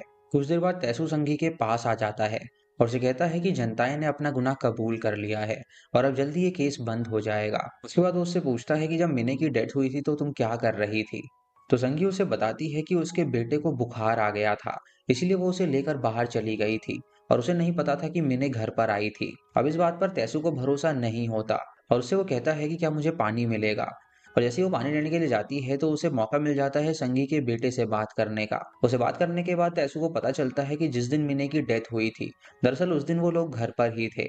इधर पुलिस वाला हाबिन से पूछता है कि क्या उसने यंगमिन को मारा है, तो वो उसे मना कर देती है और कहती है कि मैंने उसे किडनैप कर लिया था, लेकिन मैंने उसे जान से नहीं मारा था। तभी वहां पर तैसू आ जाता है और पुलिस वालों से बात करने लगता है और उन्हें बताता है कि जिस दिन मिने की डेथ हुई थी उस दिन वो संगी के घर पर ही थी। और उसके बाद वो उन्हें उसके बेटे की रिकॉर्डिंग भी सुनाता है। ये सब सुनकर पुलिस वाले काफी ज्यादा हैरान हो जाते हैं और वो तुरंत संगी को अरेस्ट करने के लिए निकल जाते हैं। उसे पकड़कर वो पुलिस स्टेशन ले आते हैं और उससे पूछताछ होने लगती है, लेकिन वो चुप थी और कोई भी स्टेटमेंट देने को राजी नहीं थी। उसके साथ उसका बेटा भी था जिससे डाहंग बात कर रहा था और वो उससे पूछता है कि जिस दिन मिने की डेथ हुई थी उस दिन एक्चुअली में क्या हुआ था। अब कहानी यहाँ से फ्लैशबैक में जाती है और हमें संगी का बेटा घर पर आता हुआ दिखाया जाता है, जो कि वहां देखता है कि यंगमिन पहले से ही घर में है और वो कुछ टैबलेट्स को पैक कर रहा था। वो उसे देखकर पूछता है कि क्या उसे वो टैबलेट चाहिए जिससे उसे बेटर फील होगा। इतना कहकर यंगमिन वहां से चला जाता है, लेकिन तभी वहां पर मिने आ जाती है और वो संगी के बेटे से कहती है कि तुम्हारी माँ कहाँ पर है, लेकिन वो कहता है कि वो बाहर गई हुई हैं। और ये सुनकर मिने थोड़ी सी चिढ़ जाती है। थोड़ी देर बाद मिने उससे कहती है कि जाओ मेरे जूस ले आओ। इसीलिए वो जूस लेने के लिए चले जाता है, लेकिन उसे यंगमिन की बात याद आ जाती है कि मैं गोली से बेटर फील करूंगा। इसीलिए वो उसमें से एक गोली लेकर जूस में मिला देता है और उसे पीने के बाद मिने की डेथ हो जाती है। अब सीन प्रेजेंट में शिफ्ट होता है और हम देखते हैं कि डाहंग और यूजिन संगी से बात कर रहे होते हैं और उसे पूछने लगते हैं कि तुम्हें सच में नहीं पता कि तुम्हारे बेटे ने क्या किया है। वो उस बात को सुनकर चुप हो जाती है और उनसे कहती है कि मुझे पता था कि मेरे बेटे ने क्या किया है और वो इस बात को छुपाना चाहती थी। संगी के बयान के बाद पुलिस वाले डिस्कस करने लगते हैं कि उसका बेटा अभी माइनर है, तो उसे वो लोग जेल नहीं भेज सकते। वो डिसाइड करते हैं कि उसे और हाबिन दोनों को घर भेज दिया जाए, क्योंकि अभी ये पता चल गया था कि हाबिन ने मिने को नहीं मारा है। तैसू हाबिन को लेकर वापस घर जाने लगता है और यहाँ पर पुलिस स्टेशन में यूजिन आती है और डाहन को वो यंगमिन का लैपटॉप देती है और उसे कहती है कि इसे मुझे संगी ने दिया था। उस लैपटॉप को चेक करने के बाद उन्हें वो वीडियो मिल जाती है जिसमें सुयून की डेड बॉडी को हाबिन की मां दफना रही थी। ये सब देखने के बाद पुलिस काफी ज्यादा शॉक हो जाती है और वो सब तुरंत तैसू को रोक लेते हैं और उससे पूछने लगते हैं कि ये सब क्या है। तैसू ये देखकर चुप हो जाता है और कोई जवाब नहीं देता, लेकिन तभी एक पुलिस वाला आकर उन्हें बताता है कि बाइक वाले की लोकेशन उन्हें मिल गई है, इसीलिए उसे पकड़ने के लिए पुलिस वाले निकल जाते हैं। आगे हम देखते हैं कि संगी को पुलिस वालों ने छोड़ दिया था क्योंकि उसने भी उसका खून नहीं किया था।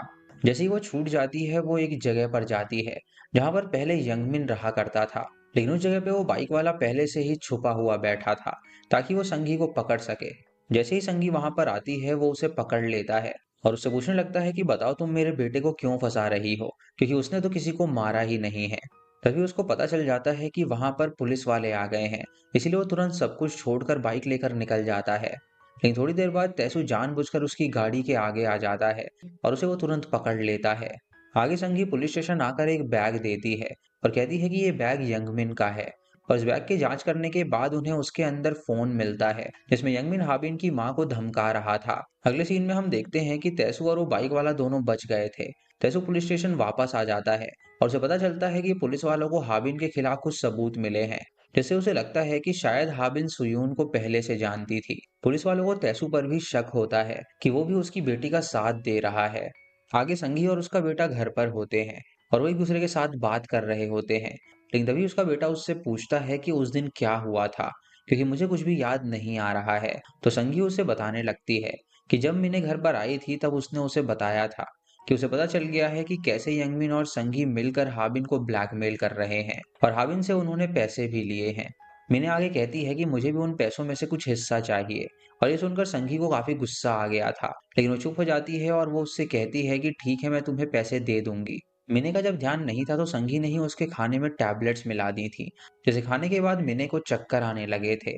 और तभी इस चीज का फायदा उठाकर संगी ने उसका गला घोटकर मार डाला था। इन सब चीजों को संगी का बेटा दरवाजे से छुप कर देख रहा था, और ये सब देखने के बाद वो शॉक हो जाता है। और 9th एपिसोड यहीं पर खत्म हो जाता है। एपिसोड 10 की शुरुआत होती है और हमें पास्ट का सीन दिखाया जाता है, जहाँ संगी जूस का ग्लास बना रही थी। और अब वो उस ग्लास को लेके सुयून के पास आती है, जो कि पास ही के रूम में बैठी हुई थी। ऐसा लग रहा था कि यंगमिन ने उसे कैद करके रखा था। तभी सुयून संगी से पूछती है कि आखिर वो यंगमिन की बातों को क्यों मान रही है। तो संगी उससे कहती है कि अगर मैं उसकी बातों को नहीं मानूंगी तो वो मेरे और मेरे बेटे के साथ बहुत ही गलत करेगा। इतना कहकर संगी वहां से चली जाती है। अब कुछ देर बाद यंगमिन वहां पर आता है और संगी के साथ बात करने लगता है। और इसी बातों को सुयुन सुन लेती है, जो कि यंगमिन के साथ मिली हुई है। सुयुन, यंगमिन और संगी को शक होता है, इसीलिए वो रूम के अंदर आ जाते हैं और चेक करने लगते हैं। और सुयुन जल्दी से बात करके कन्वीनियंस स्टोर पर आती है, जहां पर वो स्टोर वाले से रिक्वेस्ट करती है कि उसे उसका फोन चार्ज करने दे। जैसे ही वो फोन चार्ज हो जाता है वो तुरंत हाबिन को कॉल करती है और उससे पूछती है कि क्या वो दोनों मिल सकते हैं। अगले सीन में हमें यूजिन दिखाई जाती है, जो कि हाबिन से पूछताछ कर रही थी। और वो उससे पूछती है कि तुम सुयून को कैसे जानती हो। तो हाबिन उसे बताती है कि हम दोनों बहुत ही क्लोज थे। उसके बाद यूजिन हाबिन को एक वीडियो दिखाती है, जिसमें हाबिन की माँ सुयून की बॉडी को अपने कार के पीछे रख रही थी। और ये देखकर हाबिन काफी ज्यादा शॉक हो जाती है और कहती है कि सुयून ने मुझे मिलने के लिए बुलाया था और मैं वहां पर गई थी, लेकिन वहां पर कोई भी नहीं था। इधर हम देखते हैं कि पुलिस वाले उस कन्वीनियंस स्टोर पर आकर सीसीटीवी फुटेज चेक करने लगते हैं। और वहां पर आकर उन्हें पता चलता है कि वो फुटेज हाबिन की मां ने पहले ही डिलीट करवा दी थी। ये सारी चीजें देखकर तैसू हाबिन से बात करने लगता है और हाबिन से पूछता है कि क्या उसे लगता है कि उसी ने सुयून को मारा है। और हाबिन उससे पूछती है कि क्या उसे लगता है कि उसी ने सुयून को मारा है, लेकिन तैसू उसे मना कर देता है। आगे हम देखते हैं कि संगी उसके बेटे के साथ पुलिस स्टेशन आई हुई थी, क्योंकि डाहंग ने उससे पूछताछ करने के लिए उसे पुलिस स्टेशन बुलाया था। संगी डांग से कहती है कि ये एक माइनर है, तो क्या मैं उसके साथ अंदर आ सकती हूँ। और ये सुनकर डेहांग हाँ कर देता है। संगी आगे उससे कहती है कि तुम कभी घर पर आना, मैं बहुत ही अच्छा खाना बनाती हूँ। तभी उसके फोन पे रिंग होती है और वो पिक करने के लिए चली जाती है। और तभी उसका बेटा डांग से कहता है कि मेरी माँ जो भी खाने के लिए दे तुम उसे मत खाना। डांग ये सुन के हैरान हो जाता है और उसे समझ में नहीं आता कि आखिर वो ऐसा क्यों कह रहा है। इसीलिए वो उससे जब पूछना शुरू करता है तो नोटिस करता है कि संगी उसे बीच बीच में बोलने से रोक रही है। इसी वजह से उसका बेटा अच्छे से कुछ नहीं बता पा रहा है। ये सब देखकर डाहंग संगी को बाहर जाने के लिए कहता है, जिससे वो बाहर चली जाती है। अब डाहंग उसके बेटे से पूछता है कि तुमने बाहर ऐसा क्यों कहा कि तुम्हारी माँ अगर कोई खाना दे तो मैं ना खाऊं। लेकिन ये सुनकर संगी का बेटा कोई भी जवाब नहीं देता। और उसके बाद डाहंग उसे छोटे छोटे पैकेट्स का टैबलेट दिखाता है और ये देखकर वो कोई भी रिएक्शन नहीं देता। जब पूछताछ खत्म होती है तो सांगी अपने बेटे को लेकर वहां से चली जाती है और पुलिस वालों को उसके ऊपर पूरा शक था। इधर जनते पुलिस वालों से पूछता है कि मिने की डेथ कैसे हुई थी। तो पुलिस वाले उससे कहते हैं कि उसकी डेथ नशे की वजह से हुई थी। ये सुनते ही जनते समझ जाता है कि संगी अब तक उसी का इस्तेमाल कर रही थी। अगले सीन में तैसू घर आता है और हाबिन से पूछता है कि जब तुम्हारी माँ की डेथ हुई थी तो क्या डेथ से पहले उसका बिहेवियर कुछ अलग था। हाबिन तैसू से कहती है कि हाँ, उनका बिहेवियर बहुत ज्यादा अलग था और उस दिन वो एक लेटर लिख रही थी। और बहुत ढूंढने के बाद उन दोनों को उसकी माँ का लेटर मिल जाता है। उसके बाद हमें हाबिन की माँ का सीन दिखाया जाता है, जहाँ पर उसकी माँ सुयून से मिलने का प्लान बनाते हुए उसे सुन लेती है। अब वो हाबिन का पीछा करने लगती है और वो देखती है कि हाबिन सुयून का इंतजार कर रही थी, लेकिन वहां पर वो बिल्कुल भी नहीं आती। इसीलिए कुछ देर बाद हाबिन वहां से चली जाती है और हाबिन की माँ उसके जाते ही वहां से बाहर आ जाती है और उसे पता चलता है कि सुयून की डेथ हो गई है। और वहां पर उसकी डेड बॉडी उसे मिलती है। उसे लगता है कि कहीं इन सब में मेरी बेटी ना फंस जाए, इसीलिए वो उसकी बॉडी को दफना देती है। और तभी उसके पास यंगमिन का मैसेज आता है और वो उसे धमकाता है कि उसने उसकी वीडियो बना ली थी जब वो उसे दफना रही थी, और अगर वो चाहती है कि पुलिस को वो ये ना भेजे तो वो पैसे लेकर तुरंत पहाड़ पे आ जाए। उसके बाद सीन प्रेजेंट में आता है और हम देखते हैं कि हाबिन और तैसू वो लेटर पढ़ रहे थे। इधर पुलिस वालों को वो पैसे मिल जाते हैं जो कि संगी ने छुपा कर रखे हुए थे। और दरअसल वो जो पैसे थे वो यंगमिन के थे। यूजिन संगी से पूछताछ करने लगती है और वो पूछती है कि तुम्हारे पास यंगमिन के पैसे कैसे आए। तो संगी उससे कहती है कि दरअसल उसने यंगमिन के पैसे चुराए थे, लेकिन मैंने उसे बिल्कुल भी नहीं मारा है।